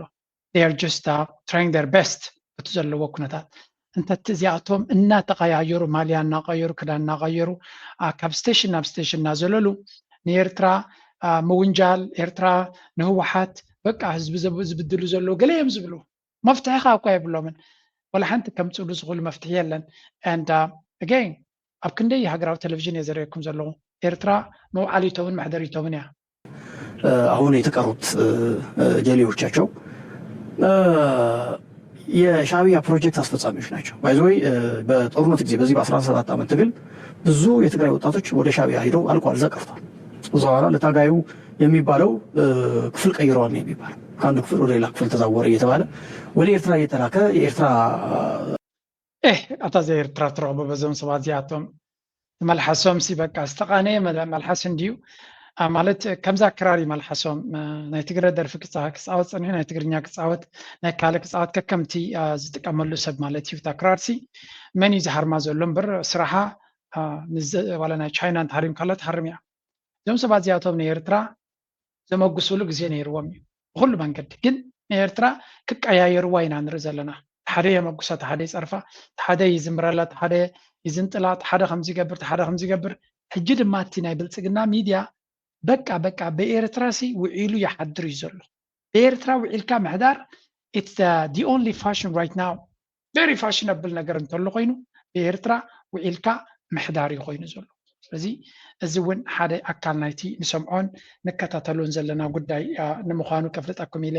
ንቐፅብ ኤርትራ ኣብ ግዜ ቃልሲ ብዙሓት ተጋሩ ኣብ ኤርትራ ኣትዮም ተቃሊሶምን መይቶምን እዮም ዝብል ዘሎ ስለዚ እቲ ቃልሲ ናይ ተጋሩ ዝበሃል ዘሎ ብመሰረቱ ኤርትራ እንታይ ያበርክቶ ከም ዝነበራ ዘንጢልካ ምሕላፍ ንቡር ስለ ዝኾነ ኤርትራ ብሕማቅ እምበር ብፅቡቅ ከተልዕላ ቅቡል ስለ ዘይኮነ ንሪኦ ዘለና ግን ግደ ሓቂ ኣብይ ኣሕመድ ናይታ ቅድሚኡ ኣያታቱ ዝወረዶም ፀገም ይመፅዎ ዘሎ ብዘረባ ይኹን ብመደረ ከትሕኖ ዝኽእል ሓይሊ ድማ የለን ኮታስ ፋኖ ናብ ፋኖ ንኽድ ለመፈጠራቸው የማይተዋወቁ ሁለት ሰዎችን በራሱ ልብ መርምሮ በራሱ ቀመር አንጥሮ ከየጥጉ ጎትቶ አምጥቶ ለአንድ ወርቃማ ዓላማ ሲል ያገናኛቸዋል እናም ለብዙሃኑ እውነትና ነፃነት እንደ ጧፍ ያበሩ ዘንድ በፍቅር ያሰልፋቸዋል ይበራል በድቅድቅ ጨለማ መሃል የተስፋ ብርሃን የነፃነት ወጋገን ይሆናል ይህ አስበው የማይዘልቁት የታሪክ ከምትሪ ወዘሎም ፋኖ ሓደ እዚ ናይቲ ዘመነ ካሴ ዝበሃል እዩ አይ ቲንክ እቲ ቃለሲ ድዮም ዘለዎ ዋላ ኣብ ምቾት እዮም ዝነብራ ነይርዳእንን እቲ ኩነታት ናቶም ክትሪኦም ከለካ ቴሌፎናቶም ዋላ ስማርትፎናቶም ካትማቶም ሰዓታቶም ክዳኖም ኣንተ ተቃልሲ ዝበሃል ሰብ በዓል ኤርትራ ነይሩ ግን ብዝኾነ they are doing their best ኩሉ ተቃልሲ ዋላ ኣብ በረኻ ከለካ እውን ቢዝነስ እዩ ዝመስል ግን they are really doing their best and ኣብይ ኣሕመድ ኣመነ እዮም ዝብድህዎ ዘለው ከምዚ ዝብሎ ዘሎ ኣብዚ ምምራቕ ገጠመቶም ሰራዊት ከም ዓጀብትናቱን ገለን ትሪእዎ ኣለኹም golden purpose the speaker describes the movement as a historical mission for the freedom and truth of the Amhara people ስለዚ ንኣምሓራ ንህዝቢ ኣምሓራ ንምድሓን ምዃኑን ስልጠና ዝገብርዎ ዘለውን ቀፃሊ ዓሊሞም የመርቑ ኣለው ኣብይ ኣሕመድ ድማ ዝገበረ እንተገበረ ነዚ ኩነታት ዝጠጠው ከብል ከም ዘይክእል እዮም ዝነግሩ ዘለው and core policy self-reliance the first policy of Amhara Fano ነቲ ናይ ኣምሓራ ፋኖ ናሽናል ሙቭመንት ኣፋ ብሄድዮ ወላገለ ዝብልዎ ዘለዉ ንሱ ሙሉብ ነፍሰ ምርኮሳ ክህልዎ ከም ዘለዎን ውሽጣዊ ሓድነት ክሕሉ ከም ዘለዎን ከምኡ ድማ strategic cooperation open to regional and international alliances as long as they do not compromise Amhara interests ዝኾነ ይኹን ስትራቴጂክ ካብ ዝምድናታት ምስ ካልኦት ሓይልታት ክንገብር ኢና ክሳብ ናይ ኣምሓራ ረብሓ ዝተረጋገፀ ይብላሎ ጂኦፖለቲክስ asserts the Fano is now a major player in the complex politics of East Africa ፋኖ ድማ ኣብዚ ናይ ቀርኒ ኣፍሪካ ተለዋዋጢ ናይ ጂኦፖለቲክስ ዓቢ ቦታ ክሕዝን ምስ ካልኦት ሓይልታት ክሰርሕ ከም ዘለዎን እዮም ዝነግሩ ዘለዉ ብጎቦጎቦታት ፅምድያ ትርገፅ ዘላ እንተሪኢኹም ኣብ ቀርኒ ኣፍሪካ ዝግበር ዘሎ ዓብዪ ኩነታት ኣካል ናይ ፅምዶ ክኾኑ ከም ዝኽእሉ እዩ ዝንገር ዘሎ ስለዚ እዚ እውን ኣብዚ ቀረባ ምናልባት ኣብ መንጎ ፋኖን እቲ ጉዳይ ናይ ፅምዶ ምስ ኣምሓሩ ገለ ርክብ ክህልዎ ከም ዝኽእል ወይ ምስ ሱዳን ገለ ነገር ክስማዕ ከም ዝኽእል እዮም ዝብሉ ዘለዉ እዚ እውን ኣካል ናይቲ ንሰምዖ ንሪኦ ዘለና ኢና ስለዚ ኩሉ ርኢኻ ብልፅግና ወይለኻያ ኮይናቶ ዘላ I don't think there is any chance ንኣብይ ኣሕመድ ካብታ ናይቶም ቅድሚኡ ዝነበሩ ኣያታቱ ተውፅኦ መንገዲ ክትህሉ ትኽእል ኣይትመስልን እያ ዘላ እዮም ዝብሉ ዘለዉ ተባሂሉ ደርጊ ሞራል ነይሩ ኦኬ መንግስቱ ኃይለ ማርያም ሞራል የውሉን ቀሪቦም ካለው ቲፒኤልኤፍ ክባሃል ከሎ ወይ ተራዒሎም አለው ክባሃል ከሎ ወይ ሻንጦ ጠቅሊሉ ክጠፍል ወይ ከዓ ብጭንቀት ስትሮክ ዶ ካሊዶ ሒዝዎ ተባሂሉ ሆስፒታል ክንረክቦ ኢና ሰብ እዚ ማለት እዩ አይትጠራጠሩ ሰዎች ባረጀ ባፈጀ ስልት ድሮ በሰራ ስልት አሁን ለመጠቀም መሞከር ጠቃሚ አይደለም።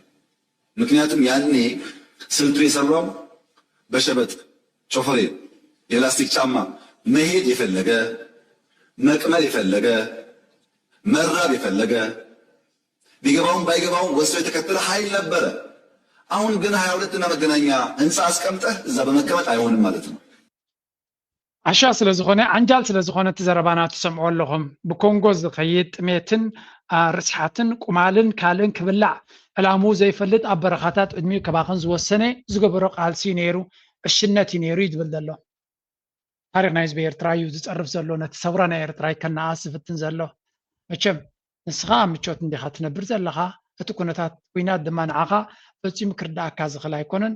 ኤርትራ ግን ከተላሃየካ ትዛረቦ ዘለኻ መልሲ ትበካ የላን ቀስ ኢላ ክትለግበካ ሓንቲ ኤርትራዊት ጓል ዝበለቶ እዩ ከም ድሌትካ ክትዛረብ ትኽእል ኢኻ ሻዕብያ ግን ከም ዛፍልሖ ኣብ ርእስኻ ምስ ደየበ ኢኻ ክትሪኦ ይብልዎ ኣለዉ ወል ካብ ማዕዶ እውን ክሪኦ ጀሚሩ ኣሎ ሃተፍተፍ ዘብሎ ዘሎ እውን ካብ ዜሮ ዝተበገሰ ኣይኮነን ስለዚ ኣገይ እዚ ኩሉ ትሪእዎ ዘለኹም ታሪክ ይድገም ከም ዘሎ ጥራይና ከነረጋገፅ ንኽእል ሃይለ ደደቤት ድማ ፅቡቅ ገይሩ መሊሱሉ ሕዚ ተን ህንፃየን መፈራርሒ ዝጥቀመለን ዘሎ እንታይ ማለት ምኳኑ ተተረዲእኩም ህንፃ ኣለኩም ኣብዚዩ ስለዚ ህንፃኹም ክሕዞ ክእል እየ ኣነ ክወርሶ ክእል እየ 22 እና መገናኛ ህንፃ ቅሚጥኩም ኣለኹም ህንፃኹም ክወርሶ እየ እንድያ ስለዚ ህንፃኹም ከይውረሰኩም ጀነራላት ትግራይ ግደፉ ኣነ ዝበልኩኩም በሉ እያ ንሱ ሲያምሪ ይቀርሃል ይበልዎ ከምኡውን ከም ዝብልዎ ኣይጠራጠርን ግን ኣብይ ኣሕመድ እኳ ካብ ሞጀሌ ምንቃስ ወፂኡ እቲ ካብ ካሊእ ካፍቲን ዝመፀ ካብ ሞጀሌ ምንቃስ ወፂኡ ኣብ ጉድጓድ ካብ ምውላድ ኣብ ጫካ ካብ ምውላድ ወፂኡ ቴክኖሎጂ ተዋሪሱ ቴክኖሎጂ ተኣታትዩ ብስነ ስርዓት ዓዲ ምምራሕ ክኢሉ ብናይ ዓለም ደረጃ ከይደ ኢሉ እናተዛረበስ እቶም መሰረት ስልጣነ ተጋሩ እቶም ኣክሱማውያን ኣዶሊሳውያን እቶም ኣብቲ ዘመነ እኒ እውን ስልጣነ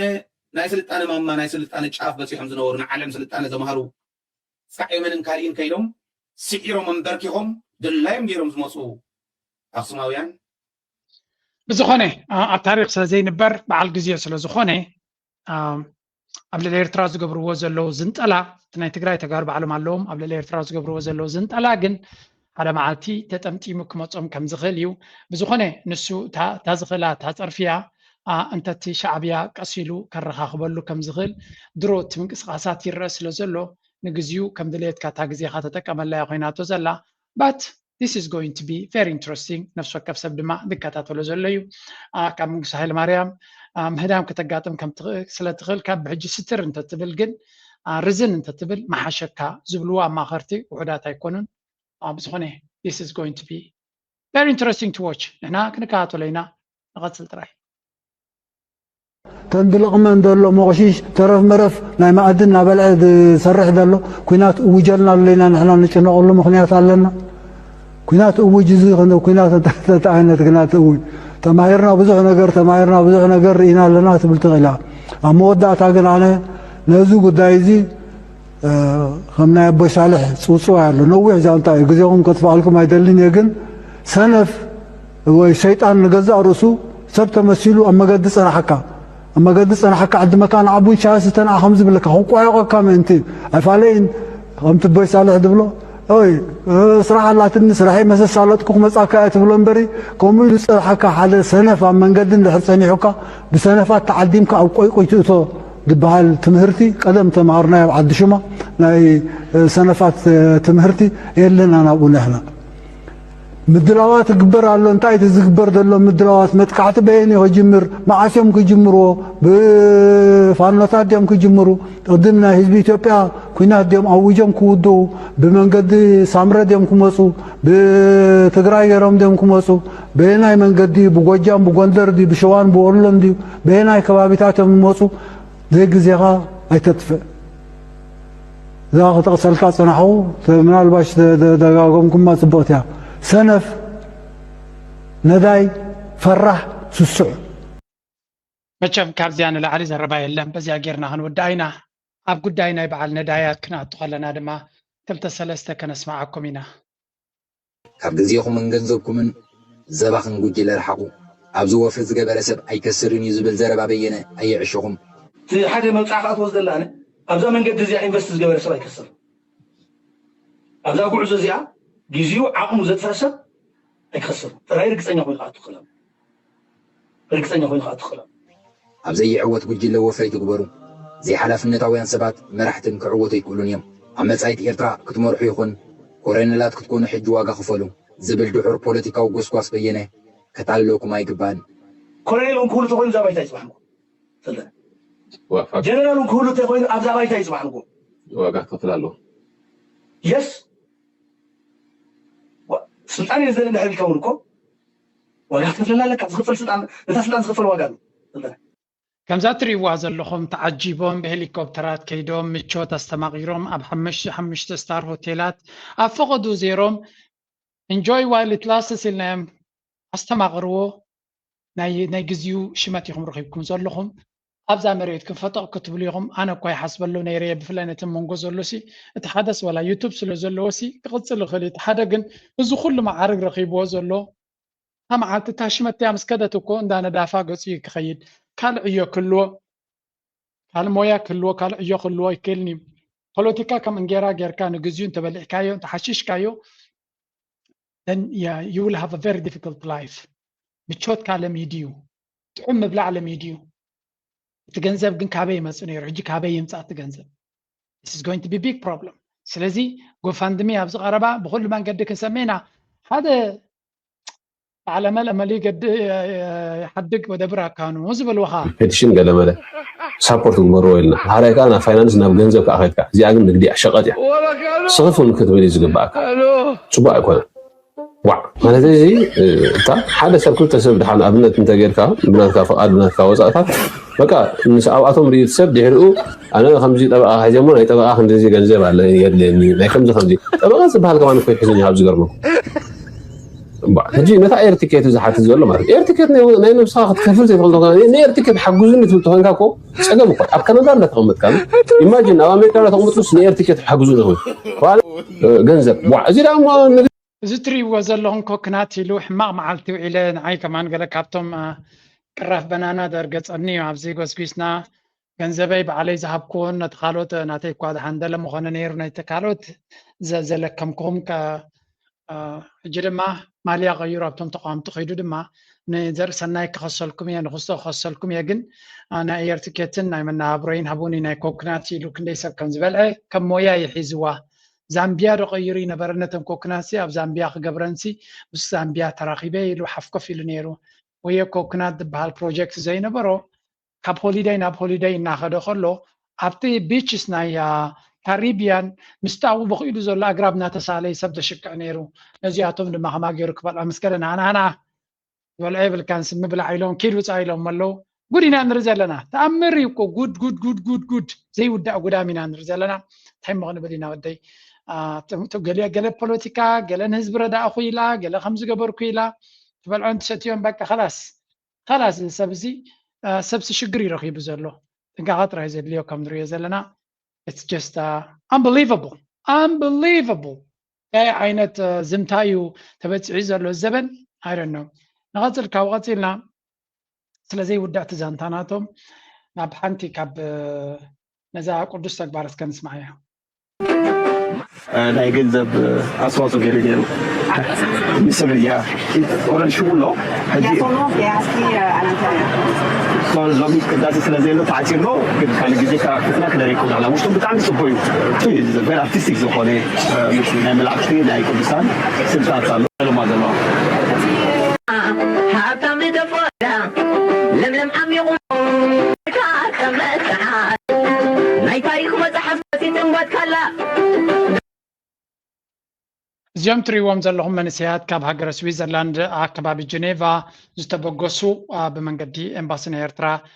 ተመዲቦም ከይዶም ታሪክ ናይ ሃገሮም ንክፈልጡ ምስቲ ናይ ሄሪቴጅ ወይ እውን ጥንታዊ ውርሻ ናይ ህዝቢ ኤርትራ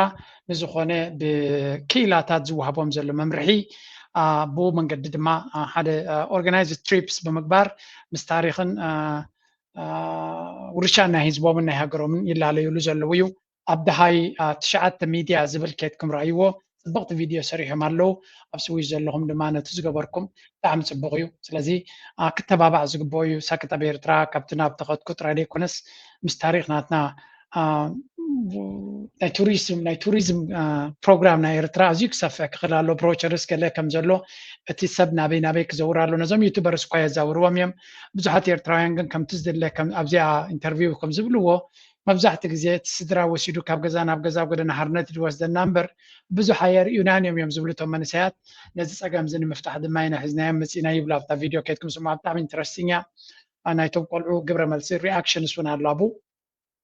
ብሓፈሻ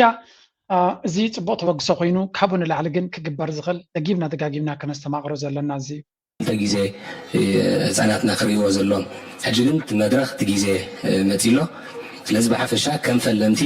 እቲ ዝግበረሎም ዝነበረ ፀቕጢ ከም ዘገልፅኦ ፀኒሖም ኖ ኤክስኪውዝ ዝበላ ፊልሞን እናዘኪርና ሓቂ እዩ ምክንያቱ ኣይከኣልን እዩ ብዙሕ እንድሕሪት ዝገሱ ነገራት ኣለዉ ኤኣይ ዳት እንታይ ትምህርቲ ድልይዎ ዝብሉ ሰባት ኣለዉ ከም ኤኣይ ገይሩ ትምህርቲ ዘድልዮ ሕጂ ግን የለን ክበሃል ይከኣል ምክንያቱ ኣብ ሓደ እዋን ልዕሊ 10 ሞያ ዝዓጠቕካ ሰብ ከም ዝገብረካ ርኢና ኣለና ማለት እዩ ስለዚ ብሓፈሻ እቲ ዝነበሮም ፀቕጢ ግን ክሳብ ክንደይ ኣብ ግብሪ የርእይዎ ኣለዉካ እዚ ክንሪኦ ፀናሕና ምስክር እዩ ማለት እዩ ብሓፈሻ ካብቲ ቁሩብ መበገሲ ኢልና ጌርናዮ ዘለና ገለ ምቸም ኣበጊስና ክንከውን ንኽእል ገና እዞም ኩሎም 57 ተምሃሮካ ክኢላታት እዮም ዓቕሚ ካልኦት ሓደ ሰብ 50 እንዳፍረና ካብ ዝወለዶ ዝፅበ ወይ እቲ ሃገር ካብ ዝወለዶና ተጠልቦ ታሪክ ክንፅሕፍ ላቦ ንተመረቕቲ ናይ መፈለማ ናብ ኤርትራ ዝፈረዩ ናይ ኤኣይ ተምሃሮ ብምዃንኩም ጓሓጎሰኩም ክብል ደሊ ከም ንሪኦ ዘለና ናይ ብሓቂ ተስፋ ዝህብ ኣገናዕ ክበሃሎ ዝግባእ ስራሕ እዩ ተበግሶ እዩ ዝያዳ እቲ ቶፒክ ናይ ኤኣይ ኣብ ውሽጢ ኤርትራ ኣዛረባ ኣርእስቲ እናኾነ ምምፅኡ ሓደ ካብቲ ንኤርትራ ዓብ ለውጢ ከምፃላ ዝኽእል ቴክኖሎጂካዊ ዓቕሚ እንተሎ እሱ እዩ ነቲ ኩሉ ዝጎድለና ናይቲ ኩሉ ዘለና ናይ ሕፅረታት ናይ ክእለትን ናይ ቴክኖሎጂን ንዑ ንምፍታሕ ኣብዚ ዘበን እዚ ብዝተዓፃፀፈ ክሰርሓሉ ዘለዋ ኣርእስቲ ናይ ኤኣይ እዩ ናይ ኣርቲፊሻል ኢንቴሊጀንስ ምናልባት ተኻልእ ኩሉ በዓልካ ክትገብሮ ትኽእል ወይ በዓሉ እቲ ሃገር ብዙሕ ኢንቨስትመንት ዴታ ሰንተርስን ገለመለን ዓቕሚ ከይህልወና ይኽእል እዩ ግን ነቲ ተፈጢሩ ዘሎ ቴክኖሎጂ እናተጠቀምካ ነቲ ብፍላይ ሓሳብ ኣብ ኮሌጃት ክሰፍሕ ተምሃሮ ዩኒቨርሲቲ ናይ ኤርትራ ብምልኣቶም ነዚ መንገዲ እዚ ሒዞም ክኸድሉ ዝኽእሉ መንገዲ ክግበር ክኽእል ኣለዎ ርግፅ ኤኣይ ማለት ብዙሕ ኣብ ደገ ክፈትሓልካ ዝኽእል ስለ ዝኾነ ተስፋ ንገብር እቲ ዝፍጠር ዘሎ ዓቕሚ ንኤርትራ ድማ ከገልግላ ምክንያቱ እዚ ዓይነት ብቕዓት ወሲዱ ሰብ ተስፋ ንገብር ናብ ስደት ንኸመርሕ ክጥቀመሉ ከይከውን ጥራይ ትፈሪኻ ምክንያቱ ዩ ሪሊ ንሕና ደገ ስለ ዝኸድና እቶም ድሕረና ዘለዉ ከማና ክስዕቡሲ ደስ ኣይብለንን ያነ የሰክፈካ ይከም ክትብል ንባዕልካ ደገ ስግሪዶብ ጌርካ ወፂኻ ኣብ ደገ ተሰዲድካ እናነበርካ ነቶም ኣብ ዓዲ ዘለዉ ሲ ንዓኻ ደዘደካ ፀገማት እንተሎ ኮይኑ ስለምንታይ ካ ኮፍ ክብሉ ትደልዮም ዘለካ ዝብለኒ ሰብ ኣሎ ኣገሪ ይርዳኒ እዩ ከምዚ ሂፖክራሲ ክገብር ምስሉይነት ክጥቀም ኣይደልን ያነ ግን በቲ ካልእ ድማ ሃገርካ እንታይ ጥቕምናታ ኢኻ ትብል ማለት እዩ ኣነ ስለተጋገኹ ወይ እውን ኣነ ስለዘይገበርኮ ክግበር የብሉን ክትብል የብልካ ስለዚ ብዝተኻለ መንገዲ ዘሎ ብቅዓታት ኣብ ኤርትራ እቲ መንእሰይ ኣብ ኤርትራ ተጠቂሙ ዝምዕብለሉን ዝረብሓሉን ዝብልፅገሉ መንገዲ ክፍጠር ኩሉ እቲ ዝመሃሮ ዘሎ ንኤርትራ ንምርባሕ ክንጥቀመሉ ንኽእል መንገዲ ክፍጠር እዩ ትምኒተ ያነ ምክንያቱ እዚ ኣብ በዓል ኡጋንዳ ዝሪኦ ዘለኹ ብዙሕ መንእሰያት ኣብ ካልእ ዝሪኦ ዘለኹ ወላ እውን ኣብ ኢትዮጵያ እቲ ዋሕዚ ጠጠው ክብለሉ ዝኽእል መንገዲ ተቐዳምነት እዩ ምክንያቱ እዚ ኩሉ ፍልጠት እዚ ንኤርትራ ከገልግላት ኮይኑ እቲ መንእሰይ ኮፍ ክብል ተኽኢሉ እዩ ኮፍ ክብል ድማ ዘድልዮ ኩሉ ብዘይወዓል ሕደር መንግስቲ ኤርትራ ብዝከኣሎ ስኒ ነኺሱ ዝግደፍ ገዲፉ ነቲ መንእሰይ ኣብ ዓዲ ኮፍ ንኽብል ዘድሊ ኩሉ ነገር ወላ እውን ኩሉ ዝከኣል ክግበር ክኽእል ኣሎ ባህላ ያነ ተደየለ ኩሉ ምሂርና ኩሉ ፍሊጥካ ኩሉ ፍልጠት ሒዙ ተሰዲዱ ንደገ ዝኸይዲ ኮይኑ እቲ ሃገር ብዙሕ ኣይትረብሕን እያ ዝብል እምነት ኣለኒ ነዚያ ድማ ኩሉ ግዜ ክዛረባ እያ ነብዘይ ትፈትዋ ሰባት ክትብሉ ትኽእሉ እዮም ኣነ ግን ክዛረባ እያ መንእሰይና ኣብ ዓዲ ኮፍ ክብለሉ ዝኽእል ቀዳምነት ክወሃብ ኣለዎ ዝብል እምነት ኣለኒ ላይክ ምግባር ሼር ምግባር ኣይትረስዑ ናይ ኤኣይ ደርፊ ክጋብዘኩም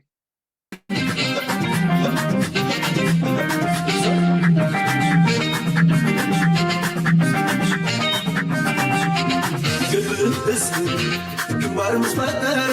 አትግንባር መንዘይ ተጋደለ እንስሳኺ ናይ ቤት እንግዳምን